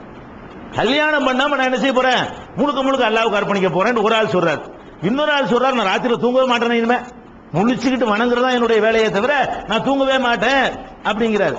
இன்னொருத்தர் சொல்றாரு, நான் எப்ப பார்த்தா நோன்பு வச்சுட்டே இருப்பேன் ஒரு நாள் விடாம அப்படிங்கிறாரு. ரசூல் ஸல்லல்லாஹு அலைஹி வஸல்லம் வந்தோன்னு செய்தி ஆயிஷா நாயகி சொல்றாங்க. உடனே ரசூல் ஸல்லல்லாஹு அலைஹி வஸல்லம் வந்து கேட்கறாங்க, அங்க 3 பேர் உட்கார்ந்து இருக்காங்க. அன்துமுல்லதீன குல்தும் கதா வ கதா, இந்த மாதிரி சொன்ன நீங்க தான் 3 பேர் தான் சொன்னீங்க, வாங்க நீங்க தான் சொன்னதா கூப்பிட்டு வச்சுக்கிட்டு, இது அல்ல, உங்களை விட நான் இறைவனை அஞ்சுகிறேன், இறைவனை உங்களை விட நல்லா புரிஞ்சிருக்கிறேன், இதெல்லாம் அல்லாஹ் விரும்புவான்னு நான் செஞ்சுட்டு போயிருவோம்யா, இதான் அல்லாஹ்வுக்கு விருப்பம் என்று சொன்னால் நான் கல்யாணம் பண்ணாம இருந்து அந்த உணர்வை தியாகம் பண்ணுவது கடவுளுக்கு பிடித்தம் என்றால் அதை நான் செய்வேன். தூங்குறதுல தூங்காமல் விழித்துக் கொண்டிருப்பது என்னுடைய இறைவனுக்கு பிடிக்கும் என்றால் அதை நான் செய்கிறவனா இருப்பேன். உங்களை விட அல்லாஹ்வை நன்கு புரிந்து கொண்டவன், அல்லாஹ்வை நன்கு அஞ்சுகிறவன். நான் கல்யாணம் பண்றேன், குடும்பத்தோட வாழ்றேன், தூங்குறேன், தொழுகிறேன், நோன்பு வைக்கிறேன், வைக்காம இருக்கிறேன், இதுதான் என்னுடைய வழிமுறை. ஃபமன் ரகிபன் சுன்னத்தி ஃபலைஸ மின்னி, என்னுடைய இந்த வழிமுறை யார் புறக்கணிக்கிறானோ அவன் என்ன சேர்ந்தவன் கிடையாது, போ வெளியே போ, என் ஜமாத்துக்கு இடம் இல்லைங்கிறாங்க.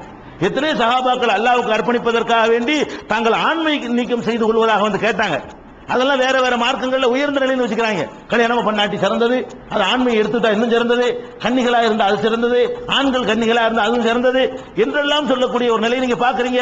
நபிகள் நாயகம் ஸல்லல்லாஹு அலைஹி வஸல்லம் அவங்கள்ட்ட சில சஹாபாக்கள் வந்து, அல்லாஹ்வுடைய தூதரே, இந்த மாதிரி கல்யாணம் ஆச்சு குடும்பம் குட்டின்னு இப்படி போய்கிட்டு எங்களுக்கு ஒண்ணும் பண்ண முடியல, அல்லாஹ்வுக்கு முழுக்க அர்ப்பணிக்க போறோம், எங்களுக்கு அதுக்கு அனுமதி கொடுங்க, ஆண்மையை நீக்கிக் கொள்வதற்கு அந்த காலத்தில் மெத்தல நீக்குவாங்க போல இருக்கு, அந்த அனுமதி தாருங்கள் என்று கேட்கும் பொழுது நபி ஸல்லல்லாஹு தடுத்துட்டாங்க. நான் யஹூதி மார்க்கத்தையோ நஸ்ரானி மார்க்கத்தையோ சொல்லித்தர வரவில்லை, தூய்மையான இஸ்லாத்தை சொல்லித்தர வந்திருக்கிறேன், அதில் இதற்கு இடம் கிடையாதுன்னுட்டாங்க. அப்போ ஒரு மனிதன் தனக்கு இயற்கையாக அல்லாஹ் தந்திருக்கிற உணர்வுகளை எல்லாம் தியாகம் செய்யலாம். கல்யாணங்கிற உணர்வை தியாகம் பண்றாங்க கடவுளுக்காக வேண்டி. அவனுக்கு அல்லாஹ் என்னென்னலாம் கொடுத்திருக்கிறான், ட்ரெஸ் தியாகம் பண்றான் கடவுளுக்காக வேண்டி. எதுக்கு ட்ரெஸ் போட்டுட்டு இருக்கணும், நம்ம கடவுளுக்கு இதையும் அவுத்து எறிஞ்சிருவோம். நிர்வாணமா அது கடவுளுக்கு பிடிக்கும், நிர்வாணமா போனா கடவுளுக்கு பிடிக்கும், கல்யாணம் பண்ணாட்டி கடவுளுக்கு பிடிக்கும், திங்காம இருந்தா கடவுளுக்கு பிடிக்கும், பருகாம இருந்தா கடவுளுக்கு பிடிக்கும், கஷ்டப்பட்டா கடவுளுக்கு பிடிக்கும். எதுவும் கடவுளுக்கு பிடிக்காது. நம்ம செய்யற இந்த எதுவும் என்ன செய்யாது, கடவுளுக்கு பிடிக்காது. அப்படி பிடிக்கிறவனா தான் கடவுளுக்கு தகுதியே கிடையாது. அப்படி சொல்லக்கூடிய ஒரு மார்க்கம். அப்ப அல்லாஹ்வை நீங்கள் புரிந்து கொள்வதில் என்ன விளங்கணும் என்று கேட்டால், இந்த ஒரு விஷயத்தை விளங்கிட்டா ஏராளமான பிரச்சனை தீர்வாயிரும். கடவுள் பேரால் நடக்கக்கூடிய எத்தனை விதமான மோசடிகள், பிராடு, பித்தலாட்டம் எல்லாம் சாவுமணி ஆயிடும். அப்ப இதை புரிந்து கொண்டு இது அல்லாஹ்வை புரிந்து கொள்ளக்கூடிய இன்னொரு அம்சம். நம்ம வேதனைப்படுத்துவது அல்லாஹ்வுக்கு பிடிக்காது. நீங்க அல்லாஹ்வுக்கு என்று எந்த கட்டத்திலும் உங்களை வேதனைப்படுத்திக் கொள்ளாதீர்கள், அல்லாஹ்வுக்கு உங்களை கஷ்டப்படுத்திக் கொள்ளாதீர்கள், அல்லாஹ்வுக்கு பிச்சைக்கார கோலம் போடாதீங்க. அல்லாஹ்வுக்காக என்ன செய்ய போறேன், இனிமே கிழிஞ்ச சட்டையை போடுவேன், பிடிச்சி உதைக்குமா இல்ல, முன்னேற கிழிஞ்ச சட்டையை போட சொன்னா, அல்லாஹ்வுக்காக நான் நல்ல சட்டையுமே போட மாட்டேன், அல்லாஹ்வுக்காக இனிமே என்னதான் எங்க கிழிஞ்ச சட்டையை பழைய சட்டையை போட்டு திரிவேன், இதுக்கெல்லாம் இடம் கிடையாது. செருப்பு போடாம நடப்பேன், அனுமதியே கிடையாது. அப்ப இதை விளங்கி அல்லாஹ் ரப்பல் ஆலமீன் உரிய விதத்தில் புரிந்து கொண்டவர்களாக நம்ம ஆக்குவானாக. இன்னும் அல்லாஹ்வை புரிந்து கொள்ள அல்லாஹ் பல விஷயங்கள்ல புரிஞ்சுக்கணும். ஃபர்ஸ்ட் ஒரு மனிதன் வந்து தன்னை படைச்ச இறைவனை சரியா புரியணும், அப்புறம் தான் இபாதத்தை வணங்க மற்றதெல்லாம். இறைவன் யாருங்கிற சரியா புரியல என்று சொன்னா நம்முடைய மறுமை தோல்வியாகி போயிடும். அப்ப இந்த விஷயத்தை நம்ம புரிந்து கொள்வோம் இன்ஷா அல்லாஹ். அடுத்தடுத்து அல்லாஹ்வை பற்றி அறிந்து கொள்ள வேண்டிய விஷயங்களை